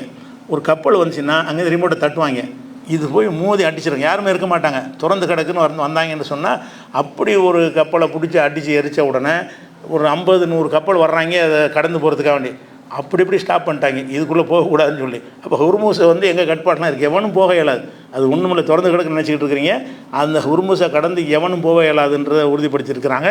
அதே நேரத்தில் வந்து சீனாவுக்கு மட்டும் அனுமதி கொடுத்துட்டாங்க, சீன கப்பல் மட்டும் போகலாம், சீன கப்பலை தவிர எந்த கப்பலும் என்ன செய்ய முடியாது, இதன் வழியாக போக அனுமதிக்க மாட்டோம் அப்படின்னு சொல்லியிருக்கிறாங்க. இது ஒரு விஷயம். இந்த இடத்துல இந்த சீனான்னு வந்ததுனால இந்த சீனா ரஷ்யாவெலாம் இவங்களுக்கு எந்த மாதிரி உதவி செய்யுதுங்கிற மாதிரி ஒரு கேள்வின்னு கேட்குறாங்க. இது அன்னையிலேருந்தே கேட்குறாங்க. ஆனால் ரஷ்யாவை பொறுத்த வரைக்கும் இவங்க வந்து இந்த ஈரானில் இவ்வளோ சக்தியாக இருக்கிறாங்கல்ல, அதை இவங்க நம்ப முடியலை. ரஷ்யா தான் இவனுக்கு ஹெல்ப் பண்ணுதுன்னே இப்போ பில்டப் கொடுத்துட்டு வர்றாங்க. ரஷ்யா தான் அவருக்கு சொல்லுது, ரஷ்யா தான் ஆயுதம் கொடுக்குது, ரஷ்யாவுக்கு இவன் கொடுக்குறான். ஒன்றும் விளங்காம என்ன செய்கிறாங்க, ரஷ்யாவில் இவங்க சப்போர்ட்லாம் பண்ணலை. இன்னும் சொல்ல போனால் ரஷ்யா வந்து இன்றைக்கி அமெரிக்காவே இருந்துக்கிட்டு ஒரு சின்ன நாடாக இருந்துக்கிட்டு ஓட விரட்டிக்கிட்டு இருக்கிறான். ரஷ்யாக்காரன் வந்து 3 வருஷமாக சண்டை போடுறான், இன்னும் ஒருத்தன் அழிக்க தெரியல. இது என்ன அவன் என்ன இவனுக்கு உதவி செய்ய போகிறான்? அவனே ஒரு உக்ரைன் சின்ன ஒரு நாடு, இவன் பெரிய வல்லரசுங்கிறான். வல்லரசுங்கிறதுக்குரிய சக்தியை காட்டி இருந்தால், ஒழுங்காக காட்டி இருந்தால் அது வந்து உக்ரைன் ஒன்றும் இல்லாமல் காலி ஆக்கியிருக்கலாம். அவனே வந்துக்கிட்டு அவன் ஈக்குவல் அவன் அடிக்கிறான் இவன் அடிக்கிறாங்கிற அளவில் தான் அந்த சண்டை போய்கிட்டு இருக்குது, வருஷங்கள் ஓடிக்கிட்டே இருக்கிறது. அப்படி நிலையில் உள்ள வந்துக்கிட்டு என்ன செய்ய இவனுக்கு உதவி செய்கிறானா? அங்கே பயன்படுத்துகிற ஆயுதங்கள் பூராமல் ஈரானுடைய ஆயுதம் தான். ஈரான் தான் அவங்களுக்கு அந்த ஏவுகணை, அந்த ஷாஹித் ஏவுகணையெல்லாம் வந்து ஈரானுடைய தயாரிப்பு தான். அப்போ ஈரான் வந்து சுயமாகவே பலம் உள்ளவங்க. அவங்க ரஷ்யாவிட்ட வாங்கி செய்கிற அளவுக்குலாம் கிடையாது, ரஷ்யாவுக்கு கற்றுக் கொடுக்குற அளவுக்கு இருக்கிறாங்க. அது என்னென்ன இடதுசாரியாக இருக்குன்னு ரஷ்யாண்டா அது பெருமைப்படுத்துறதுக்காக என்ன செய்வாங்கன்னா ரஷ்யா சப்போர்ட் பண்ணுது. ரஷ்யா என்ன செய்யுது, ஒன்றுமே செய்யவே கிடையாது, சும்மா கண்டனம் தெரிவிப்பாங்களே தவிர ரஷ்யா ஒன்று அவ்வளோ இவனுக்கு செய்கிற அளவுக்கு ரஷ்யாட்ட கிடையாது. என்ன இருக்குது, அணுகுண்டு இருக்குது, வேணா ஒன்று தான். அவன்ட்டு எக்கச்சக்கமான உலகத்தில் அமெரிக்காவோட அதிக அணுகுண்டுகள் தயாரித்து வச்சுருக்கான். அந்த ஒன்றுக்கு பயப்படுறாங்க, அணுகுண்டை இப்போ யூஸ் பண்ண மாட்டாங்க. அணுகுண்டுங்கிற ஒரு பயங்காட்டுக்கு வச்சுருப்பாங்களே தவிர யூஸ் பண்ண மாட்டாங்க. யூஸ் பண்ணிட்டா என்ன செய்கிறதுங்கிறது தான் எல்லா நாடுகளும் பயப்படுறானே தவிர இந்த சாதாரண சண்டைகளை வந்துச்சுன்னா அவ்வளோ பயிற்சி பத்தலை. ரஷ்யாவுடைய படைகளுக்கு அந்த போர் பயிற்சி பத்தலை, அவங்கள ஆயுதம் கையாள தெரியலை, அடி வாங்குறாங்க, நிறைய அடி கொடுக்குறாங்க. கொடுத்தாலும் அந்த நாட்டுக்கு வருஷக்கணக்கில் சண்டையே தேவை கிடையாது. சாதாரண ஒரு ஹமாஸ் அடித்து தள்ளி டேபிளில் உட்கார வச்சுட்டானே அது கூட செய்ய முடியலையே. அமெரிக்காவையும் இஸ்ரேலையும் ஒரு ஹமாஸ் கொடுத்த பதிலடி கொடுத்துருந்தா கூட நிறுத்திக்கிடுவோம் நம்ம அப்படின்னு வந்திருப்பாங்களே, அது மாதிரி செய்ய முடியலை. அதனால் ரஷ்யா எந்த உதவியும் செய்யறது கிடையாது, செய்ய முடியாது, செய்கிறதுக்கு ஒன்றும் இல்லை. அணுகுண்டை தவிர ஒன்றும் கிடையாது என்று ஞாபகத்துக்கணும். சீனா உதவி செய்கிறான்.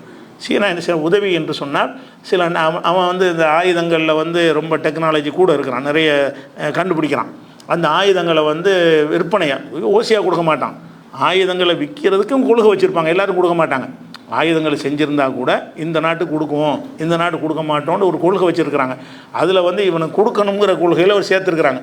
அதனால் ஈரானுக்கு வந்து நிறைய ஆயுதங்கள் வந்து விற்பனை செய்கிறாங்க. அது ஒன்று. ஈரானுக்கு வந்து இந்த சேட்டலைட் மூலமான தொழில்நுட்பத்தை கொடுக்குறாங்க. அதாவது இவன் அங்கே இருக்கான், புதுசாக உள்ள மாற்றங்கள் வந்து உடனே இவங்க எடுத்து கொடுத்துருவாங்க. இந்த அமெரிக்காக்காரன் இந்த லாட்ஜெலாம் தங்கியிருக்கிறாங்க, இந்த ஹோட்டலில் இருக்காங்கன்னா அவன் தகவல் கொடுப்பான், அவங்க துல்லியமாக அடிச்சிருவாங்க. அவங்கள்ட்ட சில தொழில்நுட்பம் இருக்கிறது. இவன் நிறைய விஷயங்களுக்கு தொழில்நுட்பத்தை எடுத்து கொடுக்குறான். அந்த மாதிரியான உதவிகள் சீனாட்டிருந்து வருது. ஆனால் சீனா வந்து நேரடியாகலாம் இறங்க சொல்கிறான், நாங்களும் இறங்கணும்னு சும்மா சொல்கிறாங்க, இறங்க மாட்டாங்க. சும்மா சொல்லுவாங்களே தவிர இறங்க மாட்டாங்க. அவங்க மீது தாக்குதல் பண்ணாலே தவிர அவங்க என்ன செய்ய மாட்டாங்க, இறங்க மாட்டாங்க. ஈரான் சுயமாக பார்த்துக்கிற ஆயுதங்கள் வெளிநாட்டிலேருந்து வாங்குறாங்கிற வகையில் ஈரானோட வாங்குறாங்க. அது ஒரு விளைவிக்கிறேன். அடுத்து என்னென்னு கேட்டால்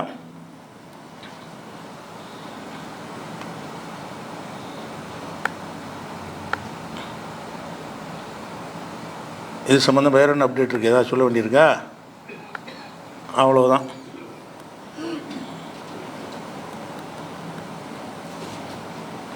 அதுபோல் என்னென்னு கேட்டால் அதை தூதரகங்களை எல்லாம் காலி செஞ்சுட்டான். அமெரிக்கா வந்து இந்த மத்திய கிழக்கில் உள்ள அவனுடைய தூதரகம் இருக்கும்ல, எம்பசி இனிமேல் செயல்படாது, எம்பசியை நாங்கள் காலி பண்ணிட்டோம், இதை நாட்டை விட்டு போயிடும்னு டிக்ளேர் பண்ணிட்டாங்க. அப்போ என்ன ஆச்சுன்னா, இப்போ யாருக்கு தோல்வின்னு பாருங்கள். ஒரு நாட்டில் தூதரகத்தை கூட வச்சுக்கிற மாட்டோன்னு போடுறான்னு சொன்னால் திருப்பி வர முடியாது. அரபு நாடுகளும் நம்ப தயாராக இல்லை. எதுக்கு அவனுக்கு இடம் கொடுத்தாங்க? எங்களுக்கு ஒரு பாதிப்பு வரும்னா எங்களை காப்பாற்றுவான்னு தானே கொடுத்தாங்க. அவன் அடியர்னு அடிக்கிறான், காப்பாற்றுறக்கு ஒன்றையும் காணாமல் அது வச்சுருக்கான் இது வச்சுக்கிறோன்னா ஒன்றையும் போட்டு அடிக்கிறாங்களடா அப்படிங்கிற அளவுக்கு அரபு நாடும் இவங்களை நம்பவும் மாட்டாங்க. இவங்களும் விலகிட்டு என்ன செஞ்சாங்கன்னா, பெரிய இதோட தோல்வி வெற்றி தோல்வி இதான் தோல்வி முடிஞ்சிருச்சு கதை. கப்பல் இடத்த விட்டு ஓடி போச்சுல, அதுதான் தோல்வி, தோத்துட்டாங்கன்னு அர்த்தம். ரெண்டாவது வந்து இருக்கிற இராணுவ தளங்களையெல்லாம் காலி பண்ணிட்டாங்கல்ல. அமெரிக்காவில் இருந்துக்கிட்டு தான் நீ தாக்கணுமே தவிர, சைப்ரஸில் போய் வச்சுக்கிட்டு தாக்க முடியுமே தவிர, இங்கனுக்குள்ளே இருந்து தாக்குறது, இந்த துபாயிலேருந்து தாக்குறது, கத்தார்லேருந்து அந்த விளையாட்டுலாம் நடக்காதுன்னு காட்டிட்டாங்கல்ல. அந்த ஒரு விஷயத்தினால இப்போ எம்பசி தூதரகத்தை என்ன செஞ்சுட்டாங்க, மாற்றிட்டாங்க. அடுத்ததாக வந்து நேற்று சொன்னான்ல, இன்றைக்கு இரவுக்கு பயங்கரமான ரகசியமான ஒரு ஆயுதத்தை பயன்படுத்த போகிறோன்னு சொன்னாங்கல்ல. நேற்று ரைட்டு பண்ணியிருக்கிறாங்க, இஸ்ரேல் மீது ஈரானில் பண்ணியிருக்காங்க. என்ன ரகசிய ஆயுதம்னு சொன்னால், ஏவுகணை தான் அது. அந்த ஏவுகணை என்ன செய்யும்னா அப்படி வரும், வேகமாக வரும், வந்து ஒரு 1000 மீட்டருக்கு மேலே இருக்கும் பொழுது அது 10 பிரியும். அப்படியே திடீர்னு வெடிச்சேன்னு அங்கனுக்குள்ளே 10 ஏவுகணையாக பிரிஞ்சு 10 இடத்துல போய் தாக்கும். ஒரு ஏவுகணை தான். அந்த ஒரு ஏவுகணை என்ன செய்யும்னு கேட்டால் பல கிளைகளாக பிரிந்து அது 10 இடத்துலையும் குறி வைக்கும்னா. பிரிகிறது மட்டும் இல்லை, இது அங்கே போகணும், இது எங்கே போகணும்னு குறி வச்சுருவாங்க. அப்போவே நீ 10 உடையணும் மட்டும் இல்லை, அந்த ஒவ்வொரு துண்டும் கண்ணா பின்னாலாம் உழுவாது. இந்த துண்டு வந்து சிஐஏக்கு, இந்த துண்டு போலீஸுக்கு, இந்த துண்டு வந்து கமிஷனர் ஆஃபீஸுக்கு அப்படின்னு சொல்கிற மாதிரி அந்த 10 பிரியும் போது அந்த 10க்கும் தனித்தனி புரோகிராம்கள் எழுதி அது வெடிச்சிட்டு 10ஆக போகும்போது இலக்கை போய் தாக்கும். அந்த மாதிரி வந்து ரெல்லையோ வந்து ரணகலம் பண்ணியிருக்காங்க. நேற்று நைட்டு வந்து அந்த மாதிரியான ஏவுகணை நாங்கள் நினைத்து பார்க்காத ஆயுதத்தை போடுவோங்கிறாங்கல்ல, அது வந்து பயங்கரமான டேமேஜ் ஏற்படுத்தியிருக்கு. இதுதான் இன்றைக்கி உள்ள ஒரு முக்கியமான விஷயம். மீதி இருந்தால் நாளைக்கு பார்த்துக்குவோம். அஸ்ஸலாமு அலைக்கும்.